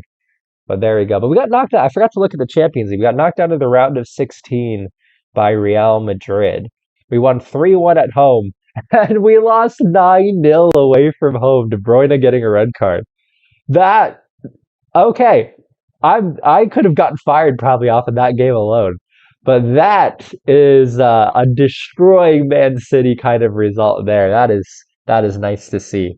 Looking at the financial situation of the club, we are still in debt. We are in huge debt, but it looks like they got a big loan. We had 802 million pounds at some point during the season. So big loan there, but yeah, you guys can see that net debt now is huge. They got a 563 million pound and a 416 million pound bank loan after that 1.73 billion one we got before. So huge bank loans coming through just to keep the club afloat. This is exactly what we want to see. And looking at the expenditure this season, sure enough, we're spending ridiculous amounts of money on staff salary, ridiculous amounts on bonuses and player salaries. This is exactly what we were looking for this season. So it ended up being a lot of same this season. And that we didn't really sign any new players, but we were able to spend a lot of money on players like Jeremy Doku, Emil Smith Rowe, Jack Grealish, Phil Foden, and we still have all, our 103 staff members, who, as you guys can see here, are just making absolutely ridiculous amounts of money. So we're definitely doing all the right things so far, and I think if we just carry on the way we're going, we got that message at the beginning of the season that the club was close to administration, but they never actually went into administration. So I think that's the next goal. is to actually get the club into administration. If we can do that, we'll have very literally successfully bankrupted Man City. And that's what we're going to be looking to do in season 5. But that's everything I've got for this season. Definitely successful financially. The club is close to administration. We're getting huge bank loans, which the club are going to have to pay back. So we're doing a good job there. We were unfortunately, we won a trophy this season and we finished second. We did better than we wanted to do there. However, we're on the right track. The club is being destroyed financially. We're in the red. We're close to administration. And it's going to be big things for season 5. At this point, I think we just need to keep on keeping on. We've got the right strategy in place. We're spending so much money on staff and players and bonuses. This is the way to go. We're destroying the club financially, and we just need to continue on this trend. I think season 5, we can definitely get that overall balance to a point where the club is going to go into administration. This is the beginning of season 5 of destroying Man City. Last season, season 4, we did annoyingly well, finishing second in the league and winning the FA Cup. That is our first trophy that we've won in a while, so we've done a good job of not winning trophies. And after the first season in the league, which we won when we had an amazing squad, after that, we've kind of steadily gotten worse. We certainly haven't been a great side. We've just been kind of in the Champions League places. So overall, we've done a good job of preventing City from winning the league. But more importantly, we have continuously been in the red, and our financial status at the club continues to be in debt. We are currently over £500 million in the red, and we have tons and tons of bank loans. Most recently, we've had a £1.73 billion bank loan, a £416 million bank loan, and a £563 million bank line. So hopefully we'll be paying back net debt and transfer debt for years and years to come. That does mean, however, that at the beginning of season 5, we essentially don't have a transfer budget and we don't have any payroll to work with. So we can't really change anything at this point. We're just continuing on with what we've been doing. And what we've been doing is overpaying our 102 staff members. My assistant coach is making £1 million per week. Our head of youth development is making £1 million per week. Our head performance analyst is making £650 per week, so on and so forth, to our physio, who's making £775,000 per week. We're also continuously getting a worse and worse squad composition. As you can see here, most of our players are over the age of 30, so we have a lot of old players, which is exactly what we want.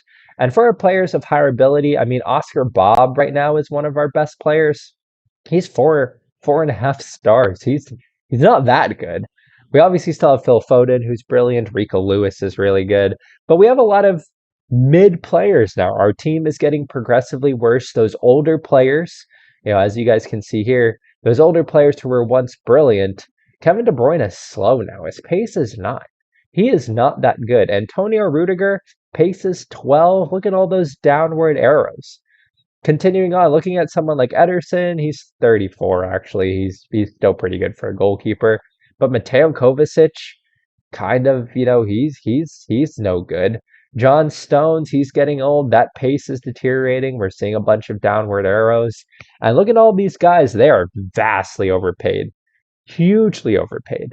So our squad composition is getting to the point of where we wanted it, of just kind of an average team with a ton of old players. So squad composition is good. Finances are good. We're in June of 2027, essentially at the end of season 4 and the beginning of season 5.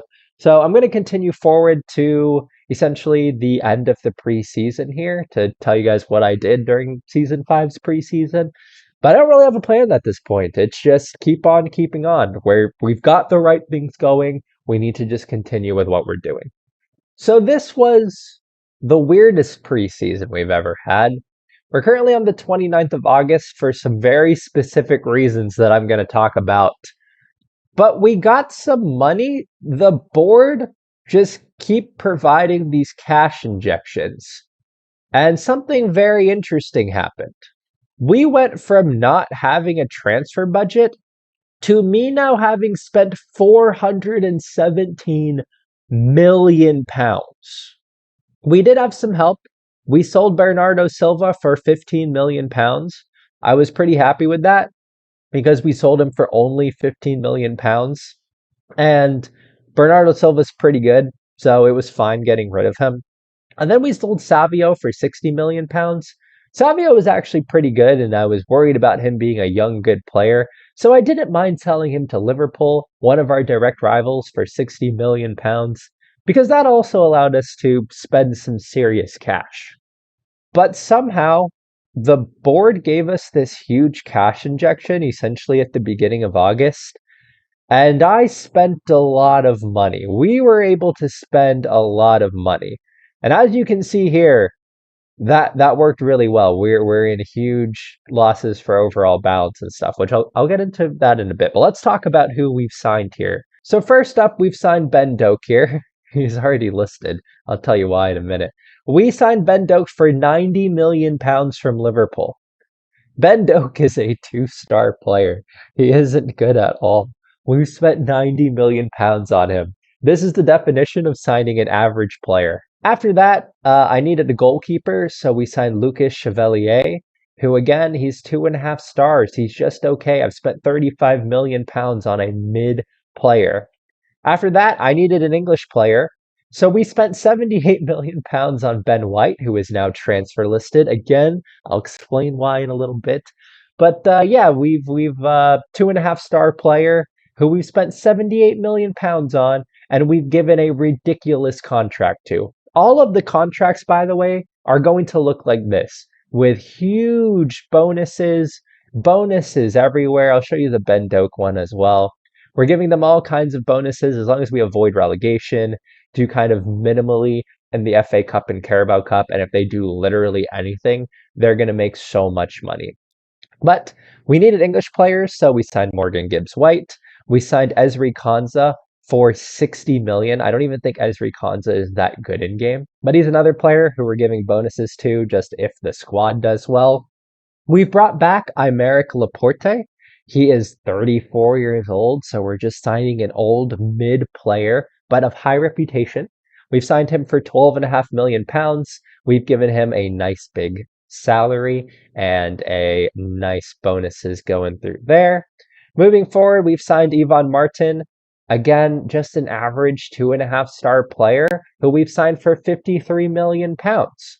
Moving forward, Asan Diao, some young guy who I don't think is actually that good, but he's only 3 stars. We've signed him for 70 million pounds and given him all kinds of huge bonuses as well. We signed Max Alain on a free. I think the reason I signed him is just because I needed to spend some money, and I thought maybe in our youth team we could get some players who we could give some nice bonuses to. I think I did the same thing here for Arneu Pradas, exact same thing, just some nice bonuses for a youth team player. We did the same thing for pretty much all of these young guys here. Jakub Stolarczyk, I think I needed a backup goalkeeper, but again, we're giving him some nice stuff there. We signed Matt Carroll on a free. He's just some regen who we're going to give huge bonuses to. Keeping going down. Martin White, we signed, again, just kind of a random player who we're going to give huge bonuses to. Tommy Setford, I signed him on loan because we needed a goalkeeper, but we're paying some solid salary on him. And then Adrian Klein, again, just kind of signing young players who we can give bonuses to. So yeah, the board put in some cash, and that allowed us to spend 417 million pounds. So we have spent a lot of money, and that is brilliant because looking at our finances, it has allowed us to go into serious debt. We failed FFP and we failed Champions League, and if we look at the debts, we're almost 1.5 billion pounds here in net debt. And that has led to something amazing. And that something amazing is we are in administration. We've done it. We've put Man City in administration. After 5 seasons, we have pulled off the impossible and put Man City into administration. Receivers have been brought in to deal with financial problems at Man City. All transfer funding has been withdrawn, and the receivers have indicated they will consider any reasonable transfers offers made for club's players. This means that in our 1.5 billion pounds in debt, we now have a transfer embargo. So we just signed all those players because for some reason the board gave us money. I can't sign anybody anymore. If I go to the finances here, yeah, we have no transfer budget or anything, so I can't sign anything. And the amazing thing is because we're in administration, we've been docked 9 points. The bad thing about being docked 9 points is though, we've actually done good this season. We won the Community Shield on pens, and then we beat Liverpool 4-0 at home, and we've won literally every match. But that means we are now in 15th place because we've been docked 9 points and we had 4 wins. So we went from 12 points to 3 points. But it's sort of a weird position to be in because I need to keep my job. We can't get fired. Like that's the whole point of this save is that I can't get fired. Looking at the club vision, we still need to find a way to get into the Champions League with how we're doing. We need to make sure my job security is okay. So we're in this weird position where the club are in administration, but I still need to do good. But it's good because the club are in administration because we've destroyed them financially. We still have 99 staff members on giant contracts, which is brilliant because they're still going to have to pay that. And we still have all these bonuses and this really average squad that they still need to pay. The bad thing, though, is I am not in control over transfers. So, because of the transfer embargo and this whole financial crisis, they've just put a bunch of the players up for sale to try and help with it. So, Phil Foden is now listed, Oscar Bob is listed. You guys saw earlier that some of Morgan Gibbs White and Ben Doak are all listed as well. So, these are all players that are listed. I'm assuming they're going to leave the club in the near future. I'm kind of hoping they don't because we have a lot of money in them, but we'll see what happens. I've moved forward to the end of the transfer window, and the people that Man City have brought in to deal with the administration stuff have done a good job. We've sold Phil Foden to Real Madrid for 69 million pounds, rising to 95 million. Oscar Bob has gone to PSG for 70 million pounds. But I mean, there are two best players. So, I mean, looking at that, we have no 4.5, 5-star quality players anymore. Our best players, Rico Lewis and Mateus Nunez and Jack Grealish, and an old Kevin De Bruyne. So looking at this team, I mean, look at those star ratings. We're so mid. We are so mid. This is exactly the squad composition we're looking for. I am crossing my fingers that we will be good enough to be in the Champions League. But we've gotten rid of our two best players to help with the financial situation. But looking at the financial situation, it's tragic. It is so tragic. Unfortunately, I can't spend this 18 million pounds anymore because of the transfer embargo we're under. But this is the position we're in. Looking at how things are, if we can just get in the Champions League and I can just stay in the job, like the club are in administration, if we can just stay in the league and if I can just keep my job, then we can just continue to put the club in more and more financial crisis and then just eventually just get relegated. Like, just put the club in the most financial crisis as possible and then just get rid of all the players, get relegated, and they would be completely destroyed. I mean, I would get fired doing it. But this is a great situation to be in. The club are in so much debt, the club are in administration, and we are in the perfect position for season 5. At this point, all that is left to do is actually, sorry, real quick, I'm going to show you the tactic. We still have Smith Rowe locked in because of his insane contract. We don't have Phil Foden locked in anymore. But I'll probably lock in maybe Jeremy Doku or someone at some point too, just because we're spending so much money on them. But again, at this point is we've done everything we can. The club are in administration, the players are mid, and if we can just sneak into 4th place, we've got 9 points to come back from. But if we can just sneak into 4th place, season 6 will be a lot of fun. But this is what I've got. I'm going to simulate the season. Let's see how it goes.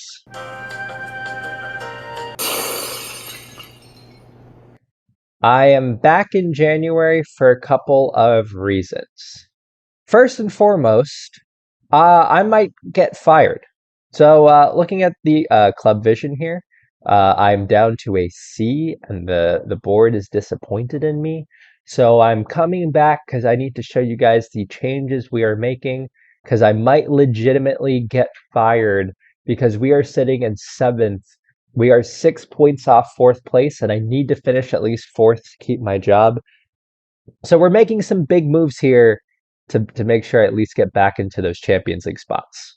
But the big reason I'm coming back to you all is I don't know what happened. All of the debt is gone. Our overall balance is £604 million. I have almost £200 million in transfer budget to work with, and there's no debt. I I don't know what happened, but the club aren't in administration before. The financial status is rich. The club aren't in debt. It was like overnight. Football Manager just erased everything. It's like the financial doping that Man City are doing in real life somehow came back here. The club somehow randomly just got a 1.88 billion pound general sponsor for 1 year. I mean, if that's not financial doping, I don't know what is. But somehow getting this sponsor just allowed the club to clear all the debt, and that happened on November 30th, 2028, which was a couple months ago. And all of the debt is gone. All of the 5 seasons of hard work that we've put into this save and just destroying the club has been undone because I feel like the game kind of cheated us. So to be honest at this point, I don't really know what to do. I've definitely learned my lesson here, and I guess I'll touch on that at the end of the season. But the important thing now is I'm gonna get fired, and I cannot get fired and Man City now be rich. After everything we've done, I'm not getting fired right when Man City gets rich again because of some 1.8 billion pound sponsor. So I need to get City back to fourth place, and we need to work on getting these expectations and things down. But yeah, I've got some work to do. So now I have a big plan for getting back into the Champions League spots, and that is bringing Erling Haaland back to the club. A player who I was so excited to leave the club. Yeah, we've put in a 300 million pound bid for him that has been accepted. And if you guys can see here, I'm giving Erling Haaland the contract of his dreams. If he does literally anything, he's going to get a lot of money for it. So, anyways, I'm going to play through January because, again, we're in seventh. I need to get into at least fourth. But I don't know what to do at this point because the financial situation is too good. I've moved forward to the beginning of February now, before we simulate the rest of the season to show you guys what I did in the transfer market. But the finances just keep getting better and better. I'm over the wage budget. I spent all 200 million pound plus of the transfer budget. And it's not working anymore. Nothing's working. Oh man. I have literally almost spent 1 billion pounds of money this transfer windows this season. Looking at who we've signed. We have signed Erling Haaland back. You guys saw that earlier. I've given him a ridiculously huge contract.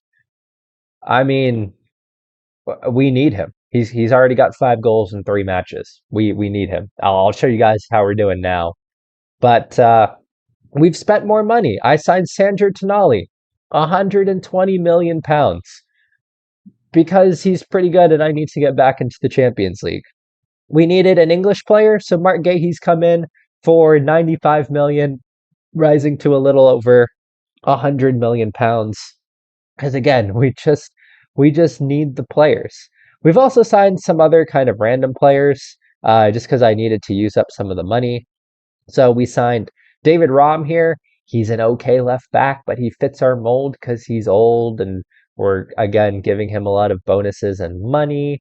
We've also signed this guy, Miguel Mosquera. I know nothing about him, but he's going to waste, and we're just giving him a bunch of money because that's the plan, to just overpay for players and get them money. We signed this guy Jose because again he's kind of bad, and we're just giving him a bunch of money, and that's kind of the plan. And finally, we've signed this guy Rafael. Again, he's just kind of bad, and hopefully we're just giving him a lot of money.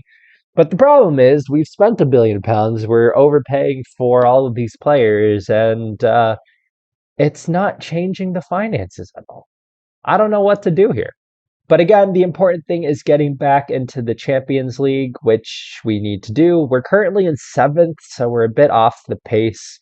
But looking at how we were before Erling Haaland and before the transfer window, we were bad. We got knocked out in the Carabao Cup quarterfinal. We were doing okay in the Champions League phase, where we finished 10th and into the playoff spots. But then we got back Erling Haaland somewhere around this area, and we tied Liverpool 3-3. We beat Newcastle 5-3. Haaland scored a hat trick. Aston Villa, we did well. Leicester, we won 1-0. And Arsenal, we won 1-0 away with Erling Haaland scoring. So clearly the key to doing well is, with an average team, is bringing in an Erling Haaland. Anyways, this is our situation at the end of the January transfer window. This is one of the strangest seasons I've ever seen in Football Manager, but let's sim to the end of it, and hopefully I'll still have, hopefully we'll be able to continue them the save by me still having a job.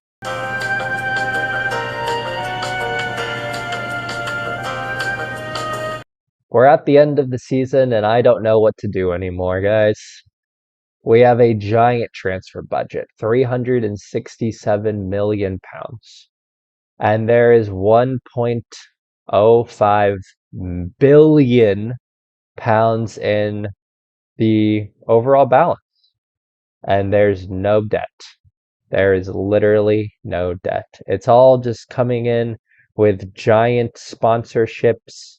And the biggest thing now, that this is like the definition of financial doping in Football Manager. The board are just getting money out of nowhere. Every once in a while, we'll get this inbox message that the board have confirmed that they've deposited some ridiculous sum of money into a reserve investment fund, and that it allows us to benefit the club in the long term. I have no idea where this money is coming from, but it's literally like the game is just manufacturing this money out of thin air, and it's completely fixed all of the financial problems that we recreated. So now the club, if we go back to the finances, I mean, we're okay, we're rich. We have an incredible sum of money. The income this month is £2 billion. I mean, this is impossible now. However, all is not lost because we're making strides in other areas. The big thing here is we finished in 5th, but we still qualified for the Champions League, even though we were deducted 9 points. So we're still in with a job. And if we look at the club vision here, the important thing that we're seeing here is we're at a nice C+ rating. And next season, we just need to make sure that the team qualifies for the Europa League. Not the Champions League, the Europa League. So the long-term plan here, it is working. The goal here was, one, to financially destroy the club, which we did, and now we didn't. But the second part was, we are trying to slowly lower the expectations of the club. And we are managing to do that. We went from needing to win the Prem to just needing to qualify for the Champions League. And now we only need to qualify for the Europa League. And once again, this season, we didn't win a trophy.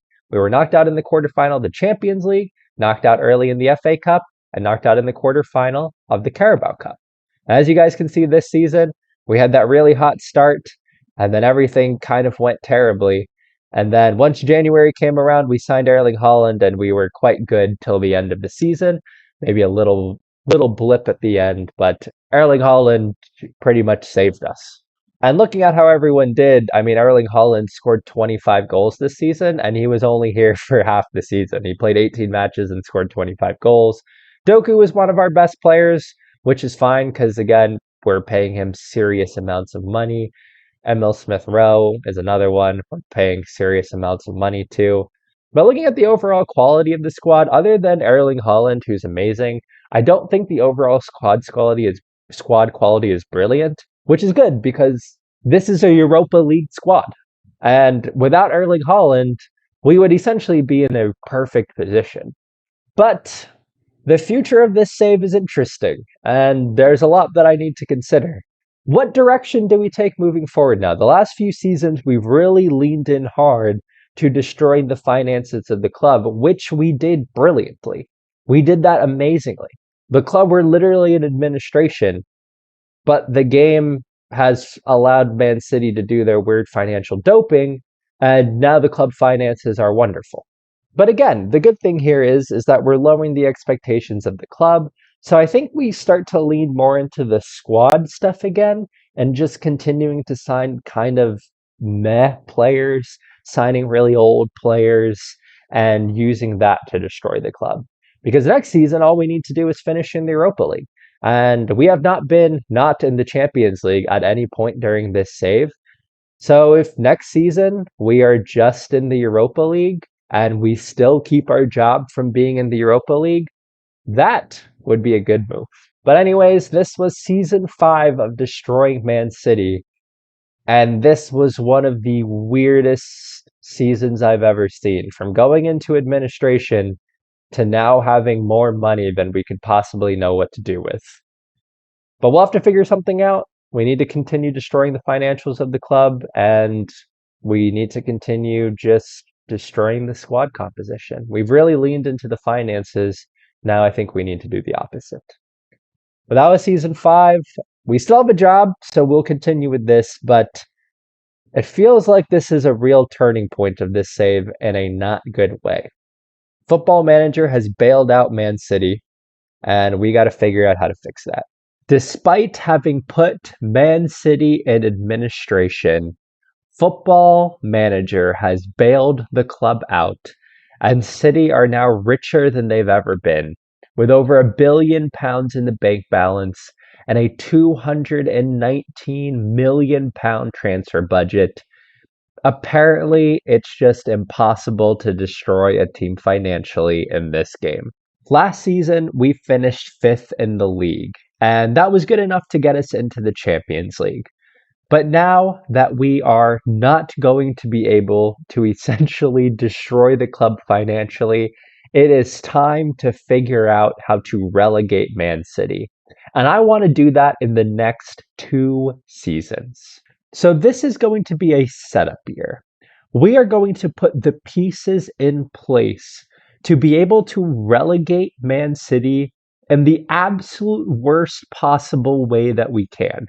And now, the whole point of this save is to destroy Man City without getting fired. But given the limitations to the financial implications that Football Manager has set upon us, I'm going to get fired. And I'm going to get fired next season. This season, we're putting the pieces in place to systematically destroy the club. And then next season, we're going to implement everything. We're probably going to get fired, but we are going to relegate Man City in such a way that hopefully they will never be able to get back into the Prem ever again. So, how are we going to do this? The first step is to make sure that the finances are as bad as we can possibly get them in game. We need to get rid of this £1 billion overall balance, and we need to make sure that the transfer budget isn't going to be high. So that next season, when we're hopefully able to relegate the club, they won't be able to buy players to get back into the Prem. The first step to all of that is we currently have 101 staff members. So I'm going to sign them all to new long-term deals. Juan Molilo here, he has an expiration to his contract in 2030. I want to extend that out as far as we can. Let's get that to 2032, 2033.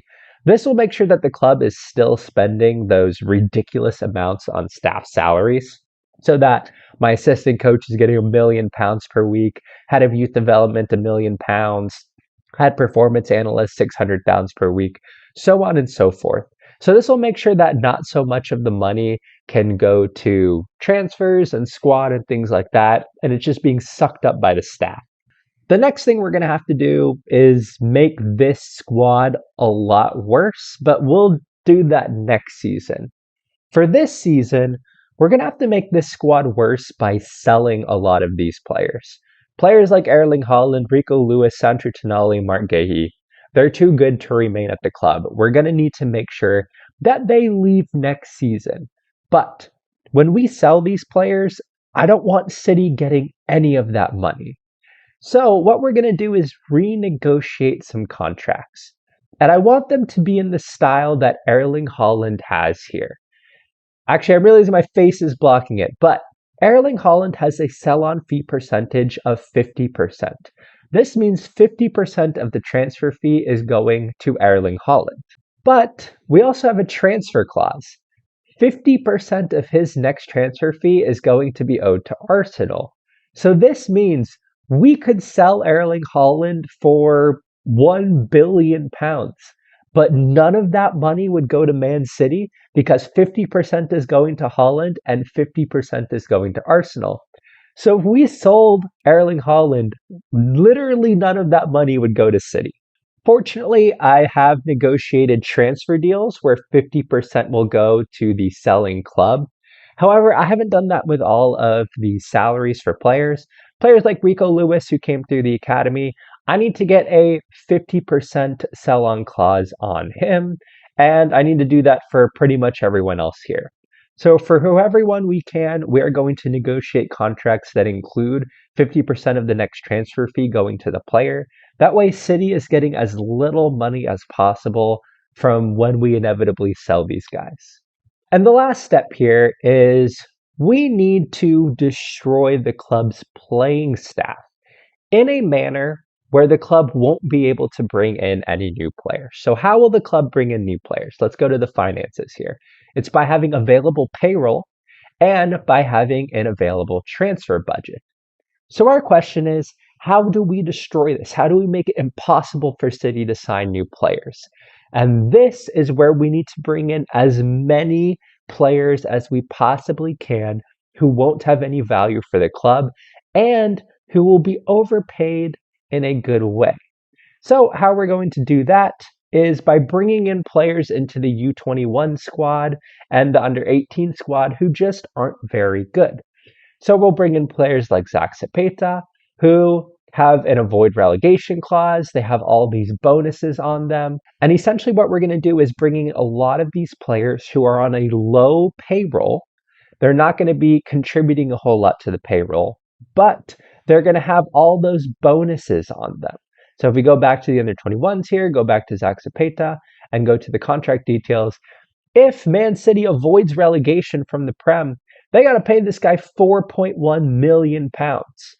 Now, if we do that for all of these players here, that is a lot of money. So that is essentially the plan. We're going to negotiate a ton of contract deals for staff, new contracts for players, and we're going to spend all of this money. We're going to spend way more than our payroll allows on bonuses and things like that. And we're going to get this overall balance down. And by renegotiating all of these contracts and with the absolute ridiculous transfer clauses that we have, we are going to make sure that when we eventually sell all these players so that we are able to get relegated from the Prem, we're going to make sure that City gets none of that money. And with that right now, we are on May 29th of season 6. I'm going to play through the preseason and I will show you what we have done at the end. I have stumbled on an absolutely amazing way to get rid of more money from the club. So what we did is we renegotiated, so that you guys can see here, if we go to staff, we renegotiated all of the staff on new salaries. So just for example here, Michael Beale as a coach is making £975,000 per week until 2033. He just signed a new 5-year deal. And what I figured out that I can do is if I just bring in new staff, offer them the exact same wage, so we still are, this guy's going to be on 975,000 pounds per week. What I've realized is that we can't add more coaches, so we can mutually terminate a deal. And we have done that for Inigo Dominguez. That costed the club 254 million pounds. Just like that, the club, which were 1 billion pounds over, are now 8 million pounds under. And with that, the profit loss this month alone is 508 million pounds just from essentially getting rid of one coach. This is a good way to get rid of some money. The problem with that is that City apparently have unlimited wealth, and the board can just withdraw 200 million pounds from their reserve investment fund at any time, and we're once again in a good financial position. And now they've done it with 300 million pounds. Where is this money coming from? What is this reserve investment fund where they seemingly have unlimited wealth? Not that it matters too much given said unlimited wealth, but we are on August 31st, getting close to the end of the transfer window when we'll fully come back. But because we've reached the Carabao Cup fourth round, we had to pay out all of these bonuses. Look at all of those bonuses and all of that wasted money. So much of it coming from players who don't even play. Like, look at all these players who don't even play. These coaches who aren't even coaching the first team. It's brilliant. It's a beautiful sight. That is so much money wasted. We've managed to go from £1 million positive to £1 million negative, but they're just going to have cash reserves that'll fix everything. All right, we are at the end of the transfer window. We've done just about everything. Once again, City dipping into their cash reserve, £200 million from the reserve investment fund, and that just seems to make all the problems go away. This is how we've started the season. Unfortunately, we're pretty good, but at this point, where we end up in the table doesn't matter. What matters is that we're setting up contracts and things to next season so that we can sell a bunch of players and make the team really bad. But we scored a lot of goals, which is good because it means that we're spending a lot of money on goal bonuses, assist bonuses, things like that. Erling Haaland has been on an absolute tear. Just to look at him, he has 7 goals in 5 matches, which is fine because he has crazy goal bonuses, crazy assist bonuses, crazy top goal scorer bonuses, and he has so many goal bonuses, assist bonuses, and combined goals and assist bonuses in his contract that we'll probably spend 100 million on Erling Haaland scoring goals alone. But the important things are overall balance low. We have spent the transfer budget, which was like 219 million pounds to start off with. We've spent all of it and we are way over the payroll. And to do so, we have brought in a lot of players, most of whom are really bad. And I'll show you why we've done that. First up, we have brought in on a free transfer, Danny Ryan. He is not good. The whole point of signing him is that he's not good, and hopefully he will end up being a player that will play next season in the Prem for Man City. And the reason that I say that is because he is currently on £100 per week, which means currently, if we look at our finances, he isn't contributing much to the payroll. But what we're going to do here is next season. Also, he's on some nice bonuses as well. But what we're going to do here is that next season, if he plays in 5 games, his payroll is going to be £550,000 per week. So we have done that for Danny Ryan. We have also done that for this guy, Joe Keeney, who isn't very good, but if he plays 5 matches, he's going to be £550,000 per week. And we have continued to do that with a number of young players, such as Gavin Batti here. If he plays, he's going to make £625,000 per week. We bought him from Leicester with a sell-on fee percentage of 50% and a 50% next transfer clause from Leicester. So none of that money goes back to Man City if for whatever reason they decide to sell him. So just going through our list of transfers here, We've signed a lot of these just kind of random players, as you guys can see here. Neil Hoskins, Gavin Batty, Max Bird, Joe Whitworth, Joe Keeney, Danny Ryan. Moving into the next one, just Ignacio Montenegro, Omar Franklin, Dan Evans, Sion Bevan, Jordan Knightley, Jamie Irving, Yves Moke, so on and so forth. We've just signed a bunch of these young players who have allowed us to fill up the under 21 squad on players who are not making much salary. So currently, we can go way overboard and we can have 20 people here who aren't making any money. But then next season, we can go over the payroll just like we are now, force those guys to play 5 games, and we're going to absolutely destroy the pay structure of this club. But those guys were cheap. We had to spend our transfer budget. So we did that to great effect. We spent £75 million on Liam Delap. We spent £70 million on Tyrick Mitchell, £19 million on Joe Whitworth, £41 million on Max Bird, $13.5 million on an aging James Ward-Prowse. He's 34 years old now. We've done the same thing for Lazar Samardzich, $110 million for him. Bren Brereton Diaz, $85 million for him. £200 million on Nathan Patterson, and a further £20 million on Dan Evans, $17.5 million on Omar Franklin, and £116 million on Takefusa Kubo. And the important thing is, for all of those players we signed, we have a 50% transfer fee going to the player and a 50% next transfer fee going to the club, which means when we sell them, none of that money will go to Man City. And in fact, we have negotiated every single contract on this team to include that 50% sell on going to the player, including players who were at the club originally, who came through the academy, like Rico Lewis. He has a sell on fee percentage of 50%. Mateus Nunez here has a sell on fee percentage of 50%. Going down, Nathan Patterson, sell on fee percentage of 50%. All the way down to even these guys like Mikkel Damsgaard, who we signed a long time ago. He now has a sell on fee percentage of 50%. So in this huge squad of players, and with really insane transfer values, we could sell all of them, and Man City might get essentially no money.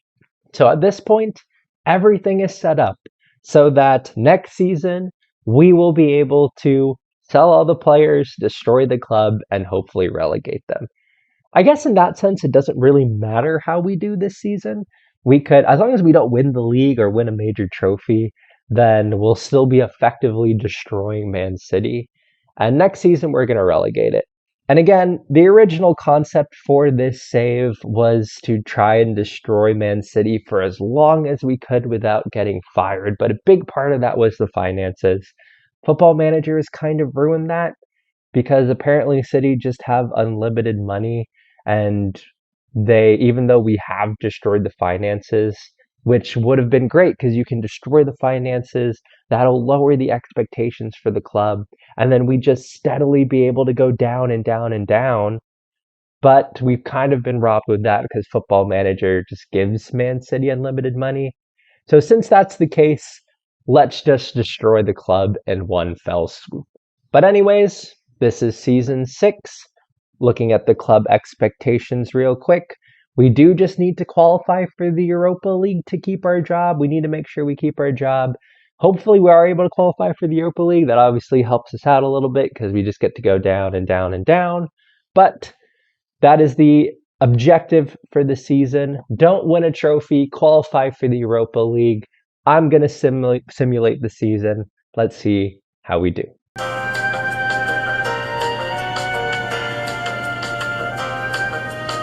Ah, man. We actually did well this season. We finished 3rd. How did that happen? In the season preview, we were predicted to finish 7th. I had us in the perfect spot to get in the Europa League. Erling Haaland, he must be OP. We scored 112 goals this season. Erling Haaland scored 40 goals in 38 appearances. He is so overpowered in the game. He scored 56 goals this season. That's just insane. Fortunately, that means, like looking at his contract, that means we should have paid him a ton of money. We should have paid Erling Haaland a lot of money. But he's listed. He's transfer listed. The club has transfer listed Erling Haaland for 160. Why have they done that? Is he unhappy? I didn't see, he doesn't have an unhappiness tag. Overview information.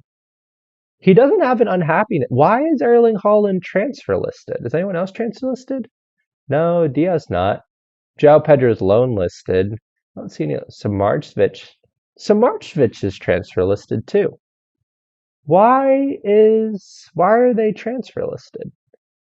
Nathan Patterson's transfer listed. Takafuso Kubo is transfer listed. Smartstitch is transfer listed. Kota. Why are all our best players transfer listed? Well, that's interesting. We're projected to fail FFP. We're projected to fail FFP. The balance isn't over $1 billion. Normally it's like £1 billion. The payroll's low. The transfer budget's not very high. The debt is huge. Oh, we are. Did we get back to the point where the club isn't doing well financially? Oh, we might have done something good here. I've never seen the club automatically transfer list the players before. I've never seen that in Football Manager. Oh, we are going to be in for a good final season next season. We are setting up the club so well. Looking at how we did in other competitions, we won nothing. Knocked out in the 4th round of the Carabao Cup, knocked out in the playoff round of the Champions League by Arsenal, knocked out in the 5th round of the FA Cup by West Ham, which is good because that means all the bonuses were paid out. So looking at the schedule, we had a good start to the season. Looks like we weren't doing so well in the Champions League, but lost in the Carabao Cup 4th round of Fulham. That's okay because that means we paid out those bonuses. Looking through here, really poor in the Champions League phase. Where did we finished in 20th in the league phase. How did we do so well in the league but so bad in the Champions League? But we got past the FA Cup 3rd and 4th round. Excellent again, because that means we paid out bonuses. Lost to Arsenal in the knockout playoff round, and then had a really, really good end to the season, apparently. I guess this is how we ended up finishing in 3rd. Oh, man. For most of the season, we would have been in such a good spot if we were like 6th and 7th. We were kind of there for most of the season, but yeah, right at the end, we even got up to 2nd at one point. We were actually too good this year, but that is okay because the important thing here is that we've renegotiated a bunch of contracts, which means that next season we're going to sell all of these players and we're going to make this team really bad. We're going to promote a lot of kids from the youth team. A lot of these guys are going to come in. They are going to play in the first team. And when they play at least 5 matches, they're going to have a huge contract when we do that. And hopefully that will destroy our wage structure. Well, that is everything I've got for this episode. With the realization that Football Manager is going to find a way to keep Man City rich, we are now out to destroy the club. Next season will be the final episode of this save. We are going to destroy Man City. We're going to find a way to get them relegated from the Prem, and we're hopefully going to do it in a way to where they're systematically destroyed and they'll never be able to come back to the Prem again. This was very much a setup episode, but the next episode is going to be the big one. We are going to complete this task once and for all, even if I have to get fired doing it. This is the final season of destroying Man City, a Football Manager anti-save. We are entering our 7th and final season of destroying Man City, a Football Manager anti-save. And apparently, I like to end things around the seventh season. This is also where I ended the Mendiola save. But this is how we did last season. Last season, we finished in third place, qualifying, unfortunately, for the Champions League. But we are going to make sure that Man City never, hopefully, will qualify for the Champions League again. We are going to somehow find a way to finish in the relegation zone. We are going to destroy Man City once and for all. And hopefully, when you pull up the Premier Division page in the future, Man City will not be a team that you see there in this save. Now, previously, I did do a football manager experiment where I simulated until I relegated Man City. But there was a problem with that. Relegating Man City was not enough to systematically destroy them. The club still had money and the club still had great players. So even though I reloaded until Man City got relegated, the next season they were back in the Prem. And the season after that, they were back challenging for the league title and making the Champions League. So we have spent the entirety of this save systematically destroying the club so that when we eventually relegated them, they wouldn't be able to come back up. So let's recap. How have we done that?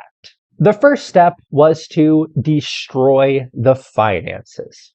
And we did such a good job of that that Man City were in administration and we essentially have them in administration most seasons. But the financial status is back to secure. Because what we've learned is that Football Manager apparently gives Man City unlimited cash. Just they can get it out of random reserve investment funds. So Football Manager bails out Man City if they ever go into administration. So we need to make sure we're relegating the club at a spot when they're as financially insecure as they can be. Right now, City are projected to fail English Premier Division financial fair play rules, and Champions League financial play rules.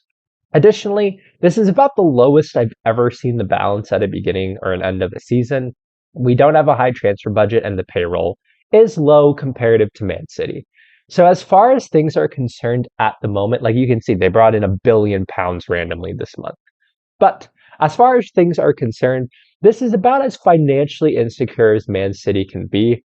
So this is going to be an important season to pounce on. We need to make sure that City get relegated this season because this is as bad as the finances are going to be for a club like this. The way we destroyed the finances, apparently the best way to destroy finances in the game is through staff. What you have control of, or what you can't control in Football Manager, I should say, is how much payroll you're given. So that's essentially the max you can do. But you can make the club spend money in ways that aren't related to the transfer budget or payroll. One way to do that is by paying your staff as much money as you can. And they're doing such a great job, I just thought I'd give them all pay raises. My assistant coach, he's on £975,000 per week. My head of youth development, same thing.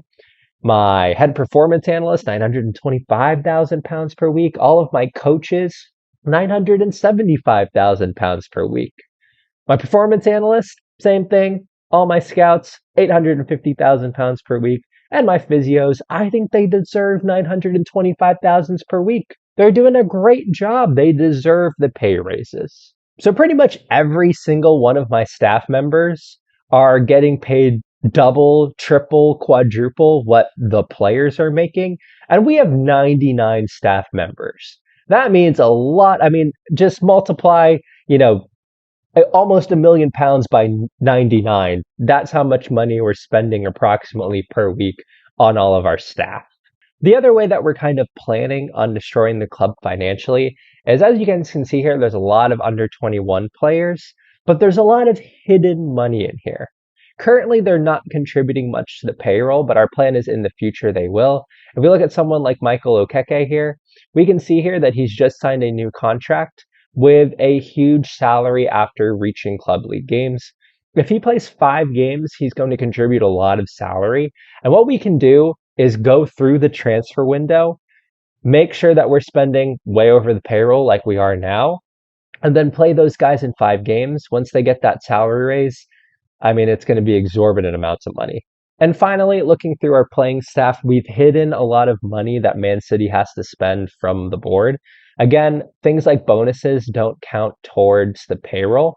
So we've just given players like Erling Haaland huge clauses. If he gets 5 goals, he gets 5.5 million. We know he's going to score more than that. So we've done that for a bunch of goals, assists, appearance fees, goal bonuses, and we've given him a huge loyalty bonus as well. And all of this makes sure that we're paying a lot of money for players that if they do literally anything, the club has to pay for it. But because it wasn't in the original payroll, they didn't know they had to. The last thing here is we have absolutely ridiculous transfer clauses across the board. Like if you look at the in, there's like barely any transfer clauses here. Most of them are from before we started this save. Looking at the outs, yeah, we have an insane number of transfer clauses.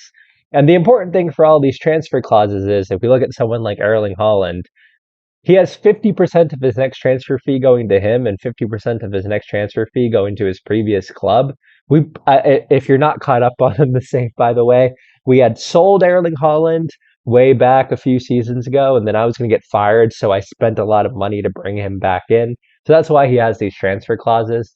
But when we sell Erling Haaland again, City aren't going to get any money because 50% is going to Haaland and 50% is going to Arsenal. None of that money is going to go to the club. We're also still paying for transfers that don't affect us anymore. We sold Rodrigo de Paul. Actually, we released him at the end of his contract a few seasons ago. We are still paying for him. Same thing with this guy here. Doesn't play for us anymore. We're still paying for him. This stuff just makes sure that at least if City get relegated, hopefully they're not going to have a transfer budget. So with all that, we've put the club in a precarious financial position. Now, Football Manager will continue to save Man City, but they can't save Man City so much to kind of undo everything we've done. So this is the most precarious financial position we're going to get City in at this moment in time, which means now is the time to pounce. This is the last season for a reason, because originally the point of this save was to destroy Man City in a slow, systematic process to where I wouldn't get fired doing it.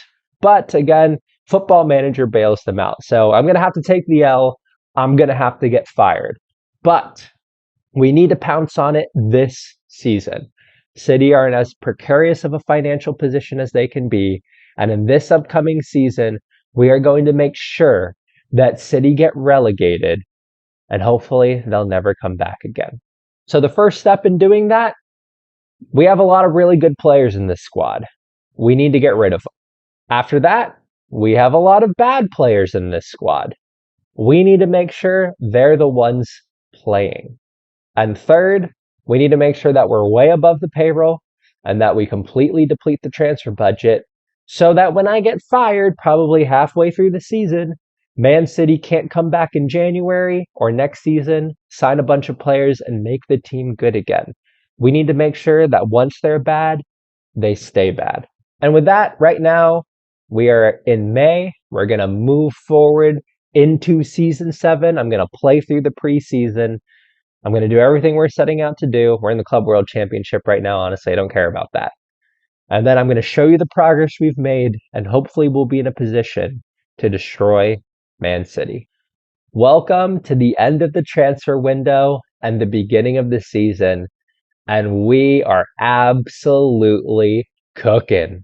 The finances are probably in the best position we have ever seen them. We are nearly £2 billion in the red, and actually not a whole lot of cash reserves coming in this season. So we might be relegating Man City at absolutely the perfect time. The financial status is in debt. Looking at the debts and loans, somehow there's no net debt, but the transfer debt is 1.2 billion, which is excellent. We're currently negative 1.7 billion in the overall balance. And most importantly, we are really well positioned to be above the payroll. There's no transfer budget left, and this payroll is going to increase like mad. Looking at how we've started this season, it's been perfect. We got destroyed by Leicester, destroyed by Arsenal, destroyed by Liverpool, and then we got an amazing draw against Salford, who we managed to beat away from home, which meant we had to pay out all of these Carabao Cup bonuses. Everything has worked exactly to plan so far. But the most important thing here is we've gotten rid of pretty much the entire first team. So now City's first team is absolutely terrible. And players who are actually good, like Mark Gahey, Curtis Jones, Archie Brown, Ben Brereton Diaz, Ezri Konza, I wasn't able to get rid of these players. They didn't want to actually leave the club. I did make them very unhappy. I listed them. I just couldn't get rid of them. But instead, I was able to get them out on loan this season. And if we look at the loan deal, the important thing here is if we look at the loan, the loan cannot be terminated. And I'm not going to recall them from the loan. So we're in a really good position here because these players are out of the club for the season, which means we're stuck with these guys down here essentially. We're stuck with the players who are really bad. I mean, let's look at this guy, Mahamadou Sissoko here. He's a 3-star player now.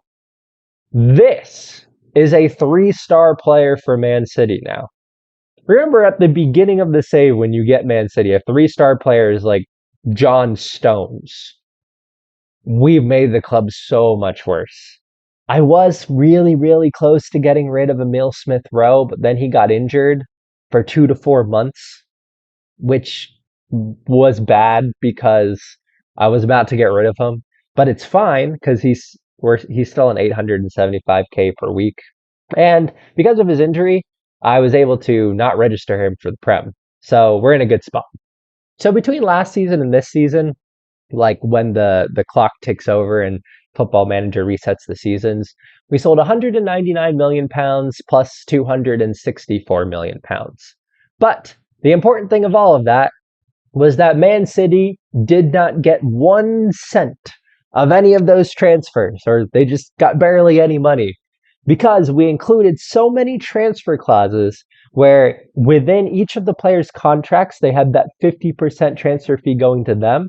And when we signed the player, we told the club that we would give them 50% of the transfer fee.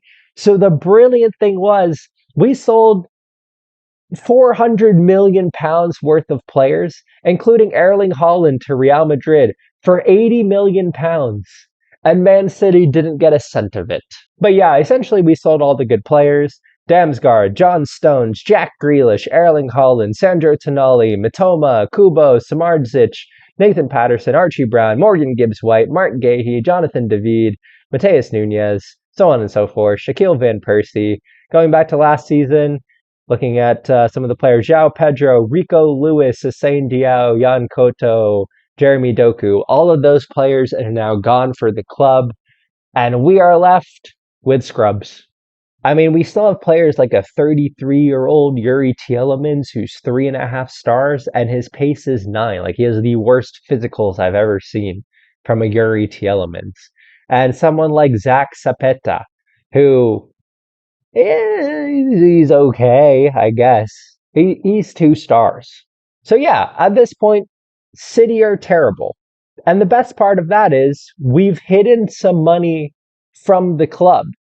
So someone like Zach Sapeta now, because he's played in 5 matches, he now is making £550,000 per week. Same thing for John Paul Boyer. Let's just look at him. Yeah, he's a 500. I think he deserves that money. He's doing so good. Mateus, look at that guy. He's worth £500,000 per week. So on and so forth. And we have more coming. Looking at someone here, Ryan Cohen, he'll definitely at some point play 5 matches for the club. After he does, he's on £550,000 per week.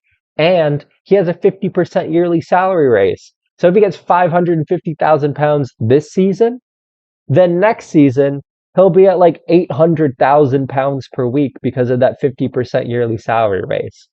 And if City try to sell him, they'll get no money for him. And again, that just goes for every single player in the squad now. Mustafa Raki here. If he plays 5 games, £550,000, he'll get a nice yearly salary bonus. And if he plays in enough games in his final season, he'll get a nice little contract extension there. So essentially, we've done that for all of these players down here. Hopefully, they'll get the games and we'll be able to completely destroy the wage structure of the team. And with that, we are over the payroll. Because we sold so many people, we're down to an £8.5 million currently spending. But I'm really hoping that's going to go up to like £10 million or so by the end of the season. So yeah, we've done everything we can. We've destroyed the finances.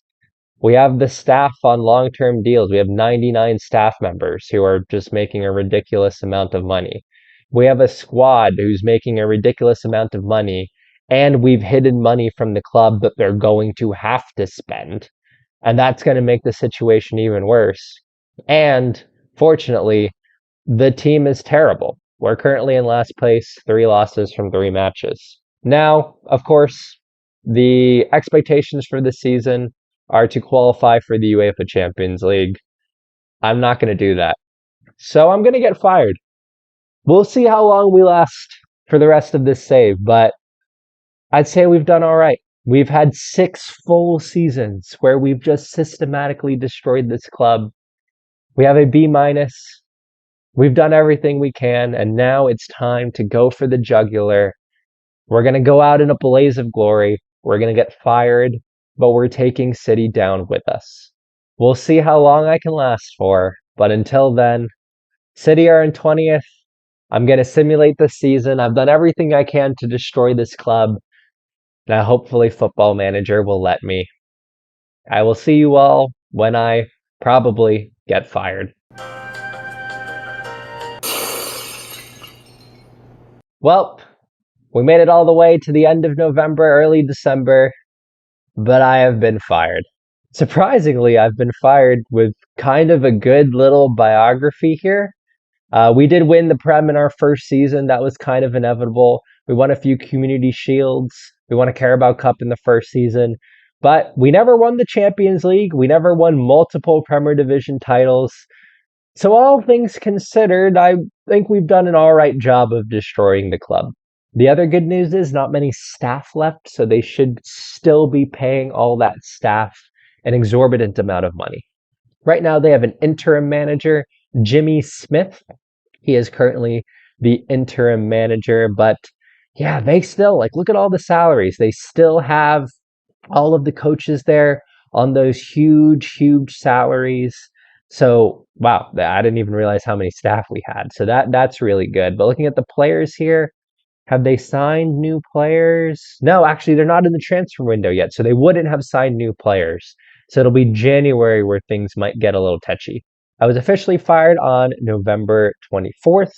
Fortunately, didn't win a whole lot. I actually have a 100% win record because I only played one game and simulated the rest of them.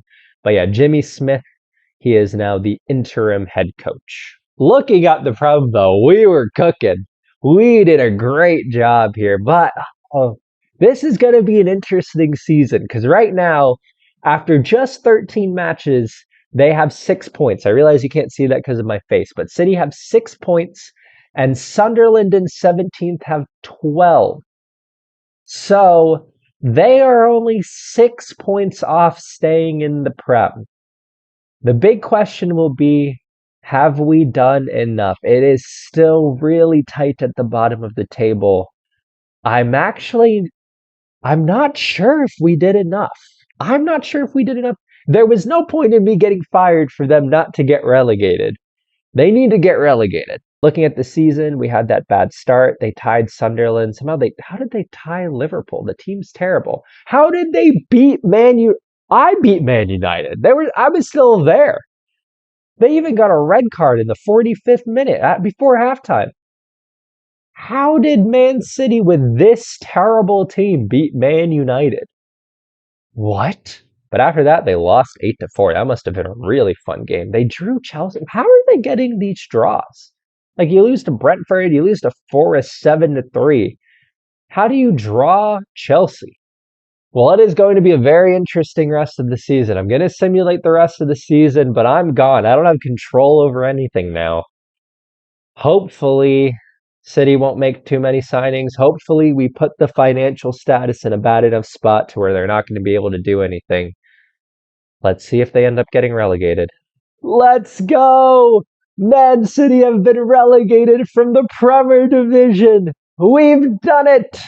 They somehow managed to get 5 wins during the season. Who did they beat? They beat United, Villa, Bournemouth, Sheffield United, and Brighton. Brighton are in the top half of the table. United finished in the Champions League. And somehow, City were still able to beat them. But those 5 wins were not enough. They actually only finished on 24 points. They were 14 points off the drop. Aston Villa finished on 38. So we did more than enough to make sure that Man City got relegated. Looking at the club now, Gennaro Gattuso is the head coach. How did he end up? All right, so looking at head coach history, so Jimmy Smith was the interim manager, and they signed up Gattuso, who's terrible. His only career milestone is that he finished in 20th. That's hilarious. Actually, Gennaro Gattuso, his job is insecure from finishing 20th. If this job is available, we have the opportunity to do the absolute funniest thing ever in Football Manager. Could you imagine if we got rehired as Man City's head coach when they're in the championship? That would be the craziest thing ever. We got to try that at some point. We'll have to see if this job becomes available.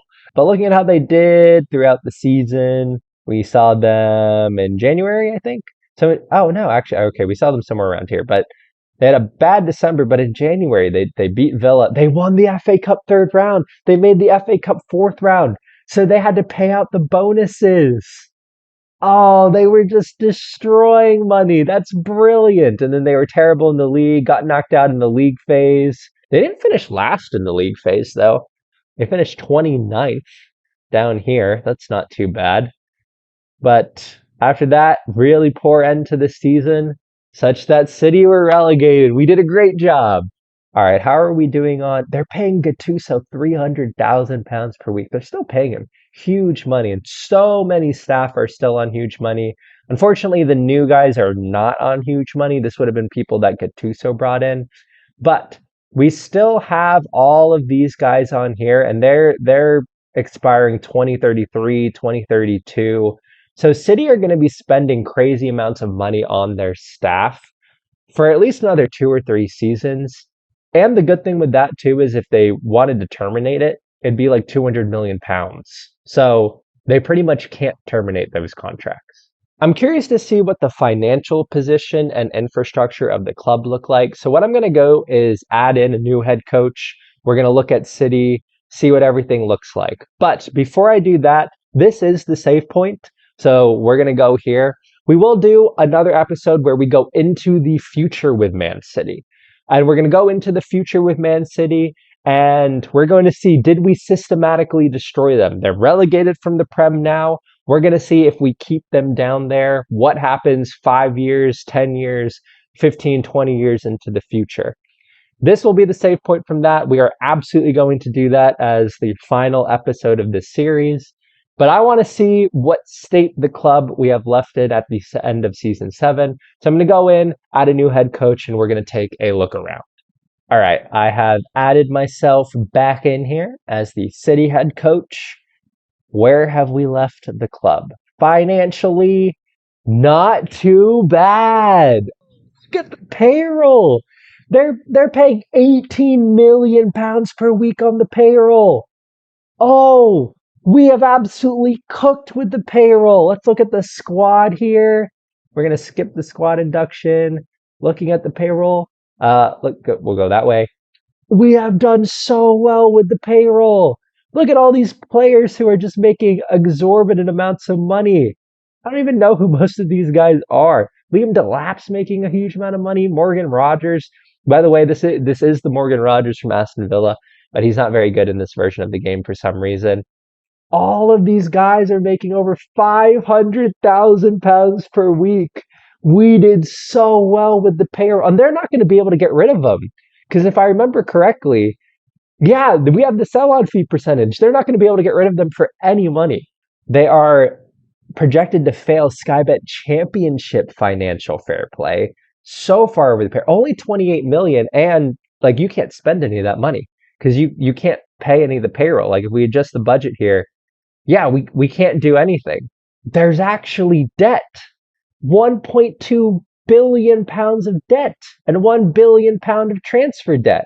And looking at the transfer clauses, they still have all those transfer clauses that they have to deal with. Look at all those transfer clauses and essentially nothing on the in. Oh, this club is doomed. All of the good players want to leave the club too. McAtee, Smith Rowe, Liam Delap, Max Bird, they all want to leave the club.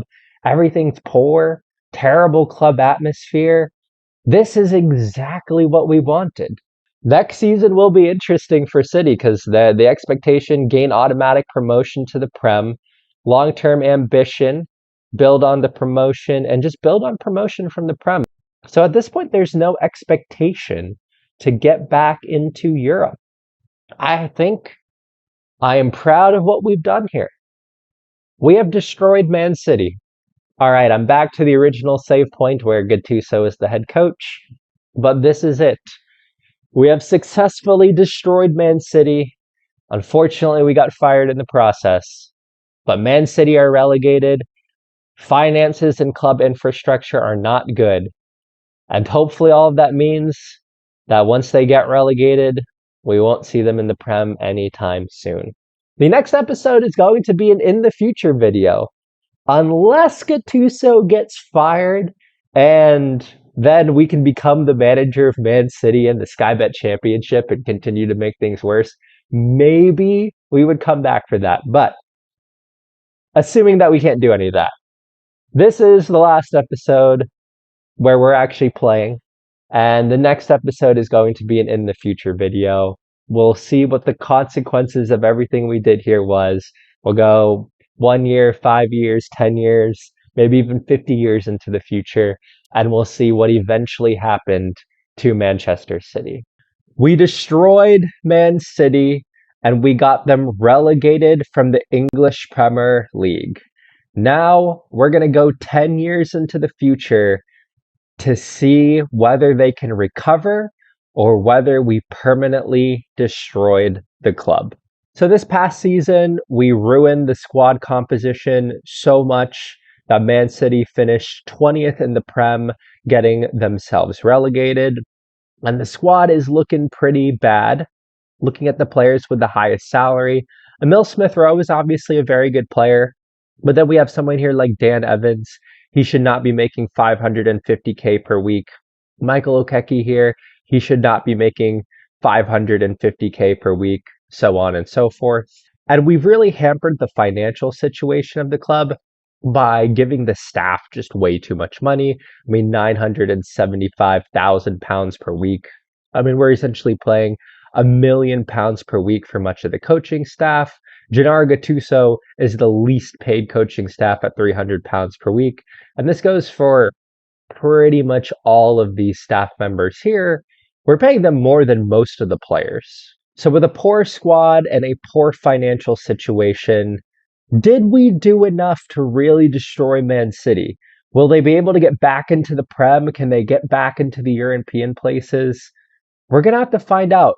The thing is, and the reason why I don't know if we did enough in destroying Man City, so to speak. Because one thing that is really powerful in Football Manager is reputation. And Man City still has a continental reputation. They still have an excellent reputation that's very good. Looking at England and sorting by reputation, Man City are still the 6th most reputable club in England.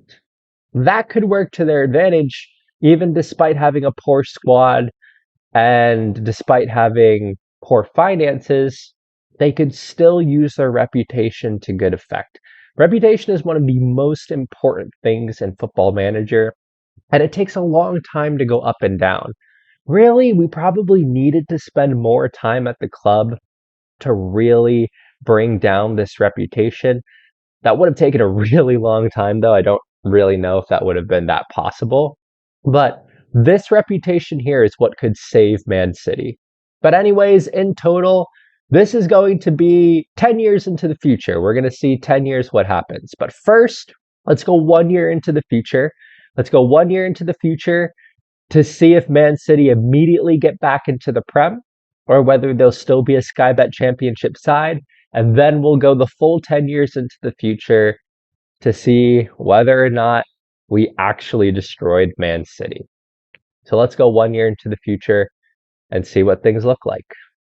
And 1 year into the future, and Man City have been promoted back to the Prem.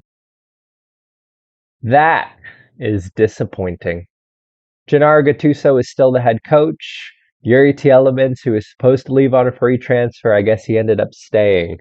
They actually kept most of their players. Man, I was really hoping there was going to be, well, maybe there was an exodus. But they still got, I was hoping these guys would leave. Players like Ezri Konsa, Tyreek Mitchell, Archie Brown, Yuri Tielemans, Mikkel Damsgaard, and Curtis Jones. I was hoping that they would leave because of the poor financial situation, and the big one being Emil Smith Rowe. But looking at the transfers, they didn't even bring anyone in.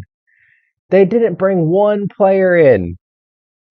Oh, man. They did get rid of a lot of players. Looks like a lot of them were on loan. I mean, this guy's on 300 pounds per week. So they got rid of 91 million. They got rid of Miguel Mosquera. He's a good player to get rid of, actually. That's good. We don't want someone that good staying at the club. And they got rid of Dean Henderson for a little bit of money. And finally, Mark Gahey left the club, though. That's a good sale for us. That's the kind of sales that I wanted to see more of. I was hoping we'd see more of those. How did they do throughout the season? I mean, really good start to the Sky Bet Championship there. Lost in they made the Carabao Cup quarterfinal. Were they that good? I don't know if this team is that good. I feel like maybe just the sim liked Man City. They made the FA Cup semifinal. Beat Newcastle at home. This team isn't that good. Are they better than I remember them? Who's in the squad? Sorting by here, Curtis Jones is good. Sander Moss. Yeah, he's good too. Did I not do a good enough job getting rid of Ben? He's not good. I think maybe I didn't do a good enough job of getting rid of all these players to really destroy the club. I wonder if, man, maybe a little bit of a wasted opportunity. I should have just released these players or something. But that might have been the deal. But just having enough good players in the squad just kept them up. I mean, the wages are ridiculous. I mean, look at how many players are at 800. Those yearly salary raises worked like a charm. I mean, look at the number of players they have on 825,000 pounds per week. I mean, they have Joe Whitworth here. Like, he's okay, but he's on 825,000 pounds per week. These are ridiculous wages. Well, unfortunately, City have been promoted in season 1. And actually, the last thing I want to look at here is general. And they still have continental reputation. Finances are in debt, though, so that works towards us. Well, there are still ramifications to what we've done. They certainly don't have a good enough team to do really well in the Prem.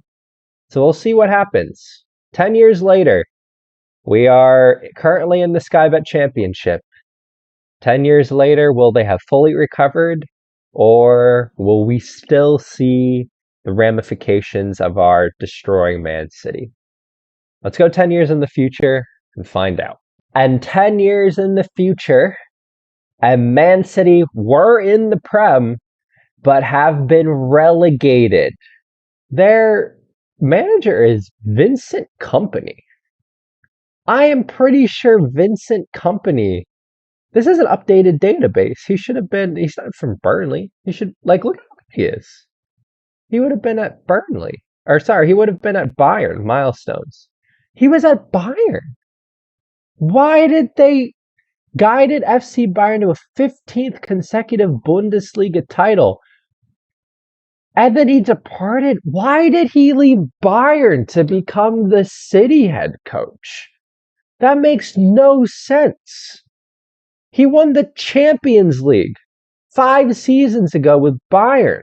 They were treble winners. They've won the Bundesliga every year. Why did he go to Bayern? I'm so flabbergasted by this move. He's actually a good manager in this version of the game. Why did he leave Bayern to go to Man City? They've certainly had a few head coaches. Gennaro Gattuso was fired. I assume he was relegated. Then they brought in Craig Mudd, who was interim. Thomas Lich. I'm actually not sure who this is, but he looks like a good manager. He went there for 3 years, was fired. They brought in Areola. Then they brought in Jim Curtin. I don't know who a lot of these guys are. And then they brought in Vincent This is the most confusing one to me. Looking at the overview, finances are okay now. That doesn't surprise me. Yeah, staff are relatively back on. Actually, some of the staff are still on ridiculously high salaries. Sports science is making 130K. But now that a lot of those other staff that we had, their contracts expired, they've left the club. A lot of the staff are on regular salaries now, so they've got that back. Finances are okay, but the reputation is going down. They're only a national reputation now. And I mean, they did just get relegated. How does the squad look? The squad at this point looks all right. Important player. This is their best guy. Stefano Rinaldi. Oh, he's pretty good. He is, and he came through the academy. Their academy and stuff is still good. Yeah. Did he come through the academy? No, they signed him from West Ham for 35 million.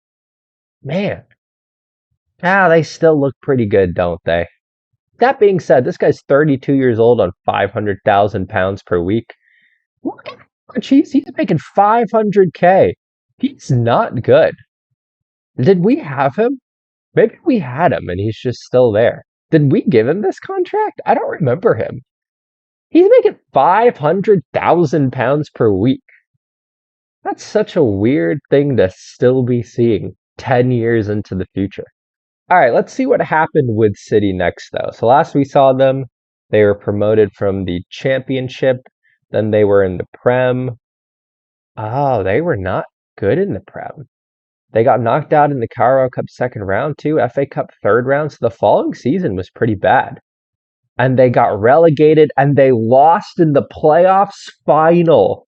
They got relegated, lost. So they were in the Championship for multiple years. They were in the Championship again and lost in the final again. They lost in the playoffs final twice in a row. And then subsequently, they probably won the Sky Bet Championship that year. Yeah. And then they got promoted to the Prem and they were terrible. Wow, they were bad. We'll have to go back to some of these seasons. They bet to the Sky Bet Championship, probably got promoted. No. Oh, Sky Bet Championship multiple seasons. So there was just last season they got promoted and then they got relegated again. So in the last 10 seasons, they've only spent 3 seasons in the Prem. So 7 of these 10 seasons have been in the Championship. Only 3 were in the Prem. And of the 3 in the Prem, they were relegated in 18th. And then they came back and they got 4 points. They had 9 points deducted. They were in administration when they came back in the Prem. I know you guys can't see this. They had 4 points. So Man City broke the record for lowest points total. They broke that Derby record for lowest points total ever in a Prem season. That's awful. 4 points. They were terrible.